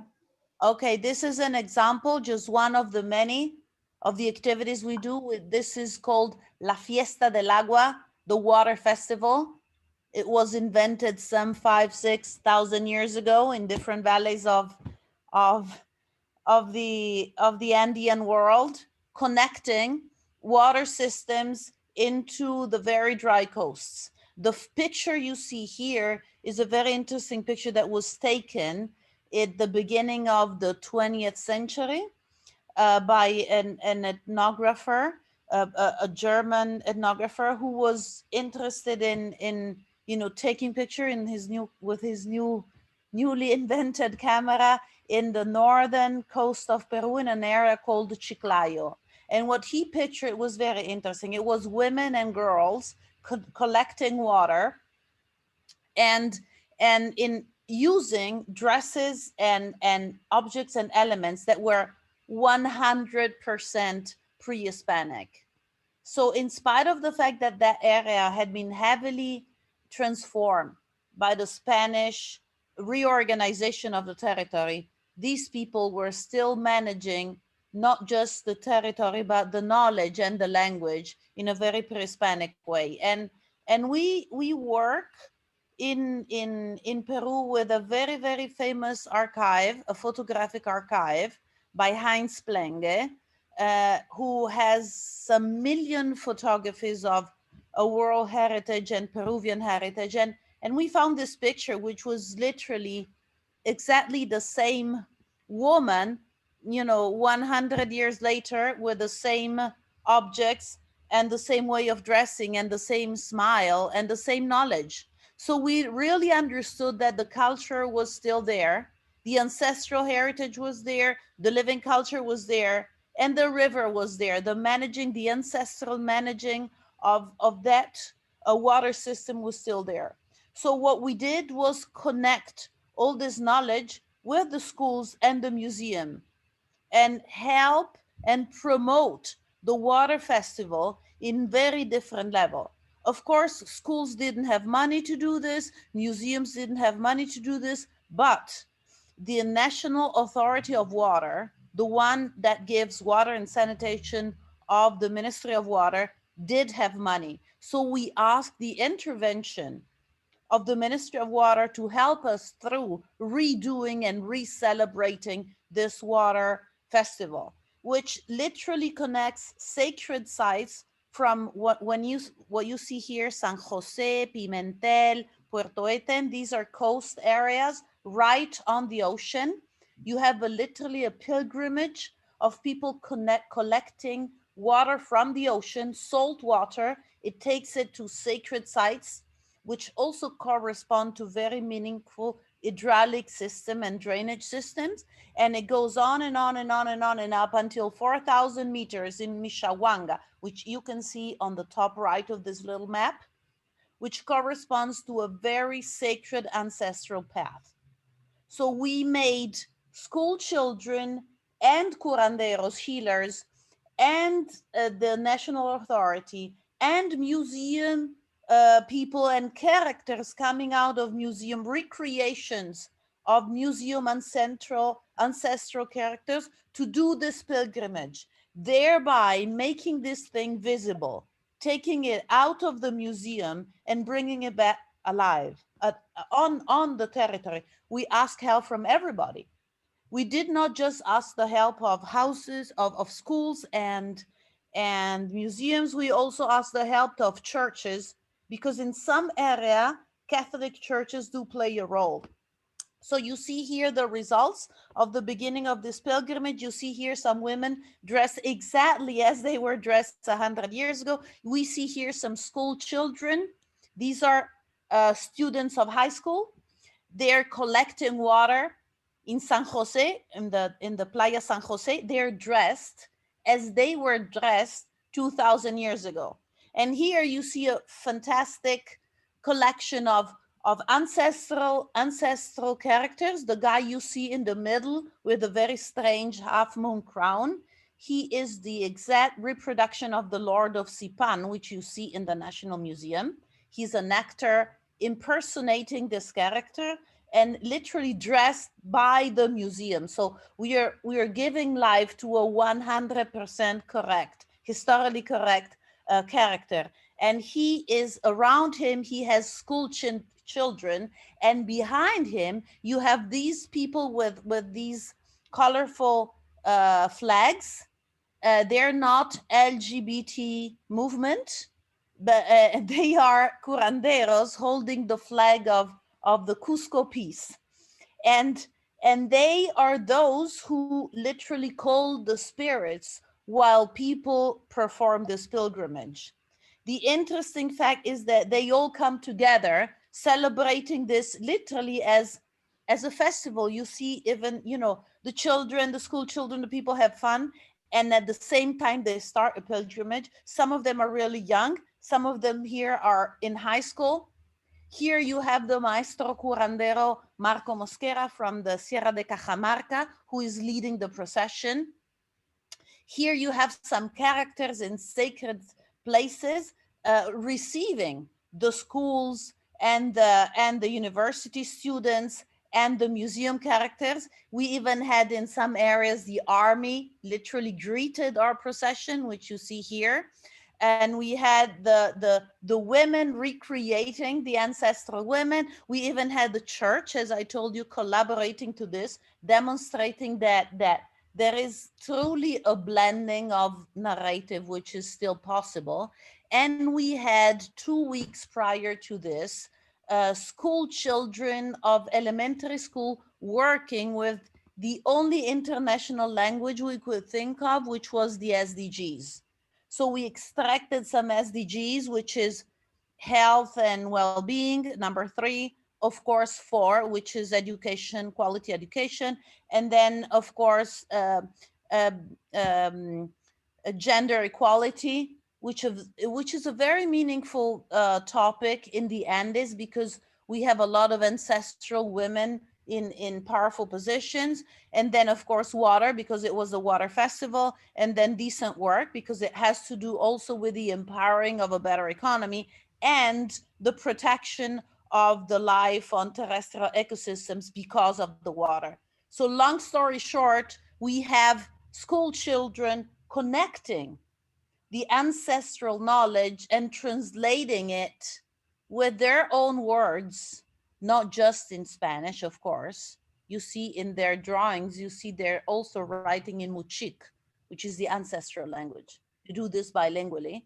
And they read the ancestral language and turn it into what they think is the application of the SDGs. Okay, but at the same time, we have the institution helping this, like the National Authority of the Waters, and we have the characters coming out of the museums. They come alive. And this became, it was literally like a powerful storm, because we had this character entering like the fish market at 6 a.m. Can you imagine? You know, fishermen were not accustomed to see such characters entering an everyday site where people tend to work. And so they had such, and here you have an area where you have water drainage, a canal, which is of course pre-Hispanic, but now it is used to literally divide the waters of Chancay, and a very sacred ceremony of return of waters of the ocean was performed right on the site with the engineers and the technicians. So we're literally blending ancestral knowledge into everyday life. We see here the ceremony of the cleaning of all the canals. We have here all the schools of the area of Pampa Grande. There were something like 300 students participating just in this part. We have here Tocmoche with all the Muchik community coming with all the llamas, all the animals, all the activities that belong to what they do with these waters. And we had the ancestral characters. We see here the Dama de Chornancap coming out literally out of the museum, all the ancestral characters reuniting in the reservoir of Tocmoche, and at the same time, the National Authority of Waters connecting with the indigenous community. So both of them recreating together the necessity of using the indigenous knowledge and modernizing it into a real safeguarding of the territory. We see here a very significant moment in which ancestral authorities mix with official authorities, the mayor of the city, some people belonging to the marine institutions, and as well the regional authority, signing together a chart of correspondence and help to protect and promote the health of the environment. We see here part of the pilgrimage, all the children in different ecological systems taking care of the environment, each one in their own field and each one in their own dimension. We see here the curanderas, the healers, the women healers of the area of Tocmoche. We are now here up in the area of Miracosta, where you see children of a completely different area. They don't speak Muchik, these people speak Quechua, and they receive the visit of the ancestors of the coast, telling them that everything is going well correctly in the lower ecosystems. So what we have here is, by repeating and maintaining life to a very ancestral tradition, at the same time, we are consolidating a narrative which is very, very relevant, both for intercultural education and for the safeguarding of a very, very complex system, which without ancestral knowledge could not save itself. So education is so relevant and so fundamental in this process. If we don't do this together with schools and together with the museums, this will, the entire system risks to collapse. This is why we're bringing together these elements.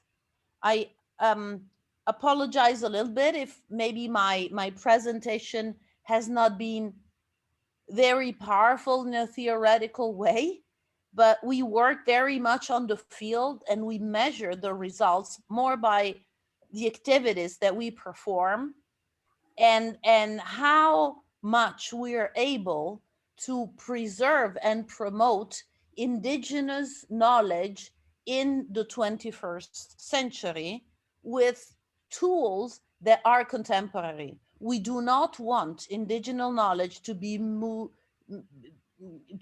archaeologized in a museum and become a past that has no more connection to the present. We're really striving for the opposite, and this is the way we're trying to bridge these two apparently very remote worlds, but in fact much closer than we could think. So this was a little example of how we do it. I don't know if it helps. I hope it does. Yeah, thank you, Adine. Very interesting, your speech. And I think we have added another element of this process of contamination and connection between different culture, and the contamination could be positive and good when cultures are not separate or put in a hierarchical situation, but are mixed. So also research can contribute to this good contamination, good connection among research, museum, school, and so on. I give the floor to Anna. Thank you for your patience. Anna Bussu, Professor Anna Bussu, intercultural education. It is also a transformative education. And so, Anna, do you have an example of promising practices in this direction? Yes. Thank you so much, all. Thank you for your patience, because we know that you are run a little bit late, but I will present enough quickly. I want to say good afternoon, everyone, and really I would like to thank Turismo, Irina Contini for inviting me this afternoon, and Maria Grazia for sharing, and my colleagues for sharing their reflection on intercultural education, and of course, Professor Modood is inspirational interview. My research field is in social and forensic psychology, but in the last 7 years I developed a specific interest on learning and teaching path in higher education. I present my contribution on my peer mentoring project, Study Circle. I contributed to the Intercultural Education book, writing a chapter with my colleagues, Carmen Veloira and Marit Murray, on the transformative possibility of restorative approaches to education. And some reflections that I presented this afternoon are explored in our chapter 2. According to United Nations priority, a European strategy for education, we need to promote equity, social cohesion, active equal citizenship. My colleague have previously excellently referred to the intercultural education framework that should substantiate the teaching methodological approach.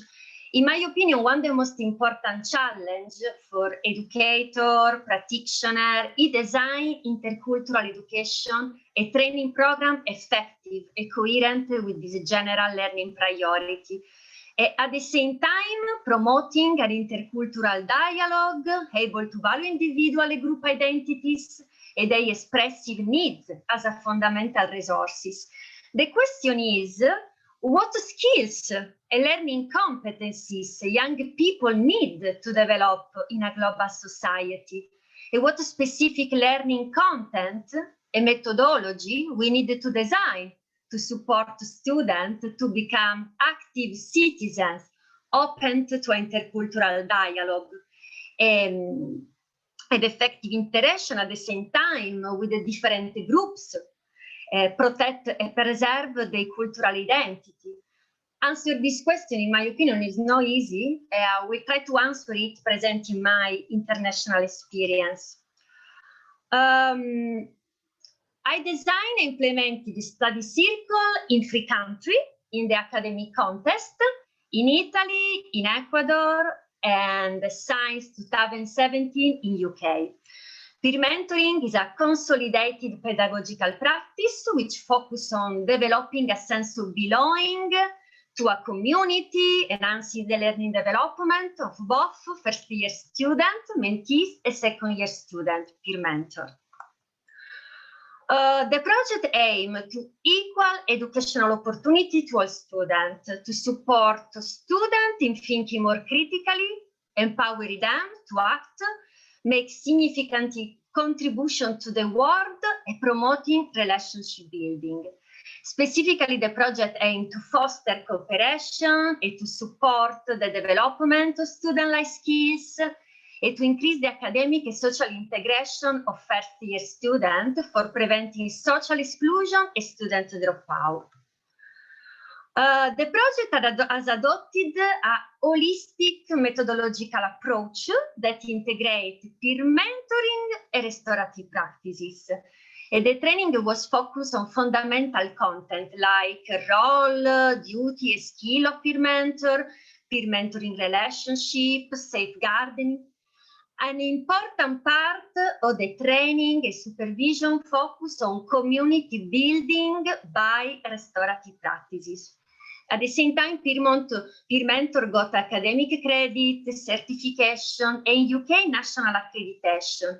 These are important aspects for their employability too. We are reconceptualized the life skills model by World Health Organization, integrating life skills into peer mentoring, and restorative practices. It was important for me developing a program on student learning, focusing on all 3 dimensions: cognitive, emotional, and relational component. We have elaborated the restorative communication model, uses the restorative practice of the peacemaking circle proposed by Boyce Watson, and active methodology. And the model of restorative communication emphasizes the engagement in generative communication that is introspective, reflective, and increases self-awareness. The engagement in emotional communication to express one feeling effectively, appropriately, verbally and non-verbally. And the engagement in empathetic communication to listen and understand others, to encounter differences without making judgment. Furthermore, we have included to our module the Albert Bandura theoretical concept, self and collective efficacy. A self-efficacy refers to an individual belief in his or her capacity to achieve specific goal in the personal, professional, and interpersonal dimension of the life. A collective efficacy is a very important concept due to this peer mentoring project is very focused on group dimension. I trained the students to adopt circle and I facilitate circle with them too. I love this practice in education can create really a dialogical space to develop interconnectivity and comprehension among the participants. And the circle welcomes difficult emotion and difficult reality while maintaining at the same time a sense of positive possibility. Students have a facilitated circle with the peers. A circle, honestly, is a very versatile and democratic practice. We have adopted, for example, conflict circle, bring together dispute party to resolve student conflict, or talking circle, allow to participants to explore a particular issue topic from different perspectives to stimulate group reflection and emotion. Some pictures about the training in Ecuador, in Italy, and UK. The training structure were very similar in all countries. However, students have planned and implemented the different student activity to involve and support first-year students, coherently with a specific cultural and academic context. They have implemented the peer mentoring, one-to-one, group presentation, thematic workshop, seminar, club, community conference. A peer mentor in all 3 countries have presented their experience in national and international conferences. Furthermore, I support students to apply for student scholarship like Erasmus, Leonardo project, for sharing reciprocal experience about peer mentoring project and best practice across all 3 countries. I have included a couple of student feedback about their experience. The project have included students with completely different needs and resources. And of course, different culture. Students with specific learning needs, physical disability, student full-time, part-time, mature student, young student. There was a positive feedback from first-year students regarding the level of assistance they receive with academic content. Mentee participate in the activity set up peer mentor. They felt supported by peer mentor during the first academic year. And additionally, first-year students recognize the importance of not feeling alone and receiving support from all their colleagues. For peer mentor and mentee, one of the most important concepts that emerged was support community building. And to consolidate the peer mentor group, students, for example, in Italy and Ecuador, have decided to design a shared symbolic logo. They've created a logo, like this example in this slide, which captures the group vision of the project. For the student, this logo represented the power of the collective to expand out power and to create a generative process, where each member is an important piece of the puzzle. This is a powerful metaphor for the community that empower and embrace the diversity of people who make up a modern university. The experience generate a chain reaction domino effect of active engagement by students who reported their involvement in the peer mentoring program, create a critical group which led to increased participation in the political and social life of the university. In Italy and UK, as an active learner reagent to the process, students propose a change to the training procedure. In Italy, they have proposed to the board curricular changes, learning needs. In Ecuador, for example, the students have decided to offer a stable peer support for students in collaboration with the Wellbeing Center, and to facilitate and promote restorative practice in school under local agreement, like this picture. University and school need to think outside the box, in my opinion, and be willing to employ methods focused on the agency of the student for promoting student development and well-being.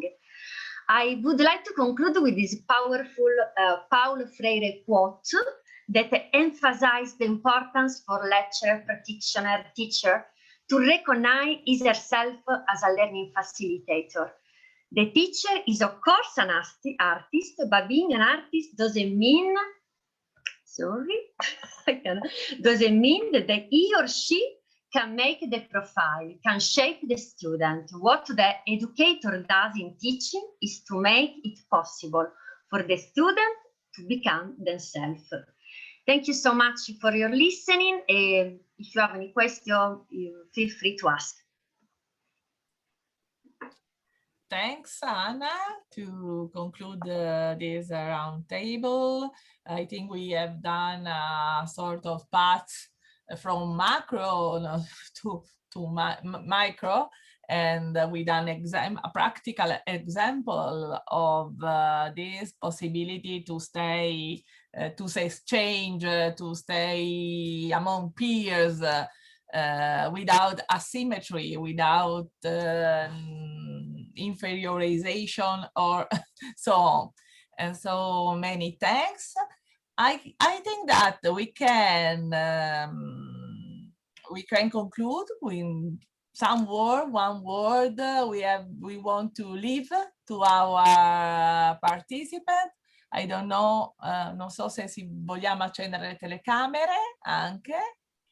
If our speaker, Anna, Paola, Adine, Cinzia, can add one word to conclude, a challenge, an aspect to remember of this, an aspect that we want to continue to work together, and in our work, I think it can be a a good way to conclude. Yeah, I think, in my opinion, the huge challenge that we need to really think how to design and develop training for trainer, practitioner, and professional, really to develop student-like skill and to promote active citizen, open to the diversity as a resource. For this reason, I really believe that it's very important to train practitioner and educator as a learning facilitator. And also, I think an amazing experience if we can train young people to train other people. Thank you, Anna, for this. Yes, I would like to add one last remark, which is we've been working with the chair with the UNESCO chair since 2014 in Peru, but I personally am professionally and academically active there since 1986. So I've pretty much tropicalized my way of, teaching, which ends up essentially learning from the immense wealth of the diversity of indigenous knowledge. I mean, to me, really, it all comes down when we're talking about diversity, not just ethnodiversity, but also, something which we call the noosphere, the sphere of knowledge, not just the biosphere and the ethnosphere, but really the noosphere as an example of diversity, as long as that diversity is guaranteed. And we do have a horizon which makes an evolutionary meaning, which gives us an evolutionary meaning. Otherwise, we are really, condemned to a progressive reduction of the transmission of knowledge, which is what nobody wants. So I see this in a country where 55 languages are spoken. And, and each year there is one less. So it all comes down to me to truly learning more than teaching, learning how to safeguard all this, because that is our heritage. Yeah. Literally our heritage, not just the heritage of those 2, 3, 4 communities. It is truly our heritage. That's my last remark. It may sound obvious to many, but it is not for me after, experiencing it on the ground, on the field. And thank you very much for, allow me to learn more about how to better teach. Thank you very much. Thank you. Very grateful. And I would like to say that it was such a pleasure to bring together such wonderful scholars in conversation with each other. And, even I think you had a taste of that today. You saw a little bit of that today with the 4 presentations. And I'm reminded about how salient these conversations are theoretically in practice. And I think, when Paola, when you were presenting, I was thinking about how much in conversation you were with Professor Modood's presentation, in thinking about recognition and the way that you were presenting on recognition, and thinking about it in terms of my work in the United States, and thinking about what does it mean to matter, to be seen, to be heard, in a school context where young people are not represented in the curriculum. How can they be recognized when they're not represented in the curriculum, when they're not citizens, right? In the Italian context, right? Children born, raised, at 17, 18 years old, and who are still not citizens. And so how does one feel recognized when at the meso level and at the macro level, there are conversations about you do not belong, you are not you know, in the curriculum in the United States, or you are not a citizen in Italy. And what does that mean to the conversation at the micro level of being seen, of being heard, of mattering, of being recognized? And in the conversations that Adine and Anna are proposing as well. And so I think of the entire collection in this way. There are other authors who obviously weren't here today who are in conversations with each other in the manuscript. And so I feel honored to have been a part of this project with all of you and to be presenting it to the participants here today. Cinzia, I don't know if Paola can add something, or one sentence. How we will live together, it is an open question to me. And that requires that each of us commit himself to meet this challenge. Yeah. Thank you, everybody. It was such an honor to know you, to meet you, to work with you. And I hope that that will continue, that these collaborations will continue. It would be a pleasure. Thank you very much for your presence here, virtual presence, but also real presence, for your words. Thank you to all the participants, the last participants. You know that we have recorded this webinar, so it will be possible to use it also for students, or to reflect, continuing reflect. So thank you from ISMU Foundation, from the education sector, and keep in contact, I hope, also for the future. Thank you to everybody. Thank you so much. Thank you. Thank you so much. Thank you. Thank you very much. Thank you all. Grazie. Thank you. Bye-bye. Grazie. Bye. Ciao. Bye-bye. Grazie, Bye. Paola. Bye-bye. Thank you. Bye. Carmen. There is also Carmen that is an editor of the book. Thank you, everyone. Bye. Thank you. Bye. Bye. Ok. Grazie ancora della pazienza. Abbiamo sforato un po', ma c'erano anche molti contributi, la voglia di stare. È vero che insomma possiamo staccare la registrazione.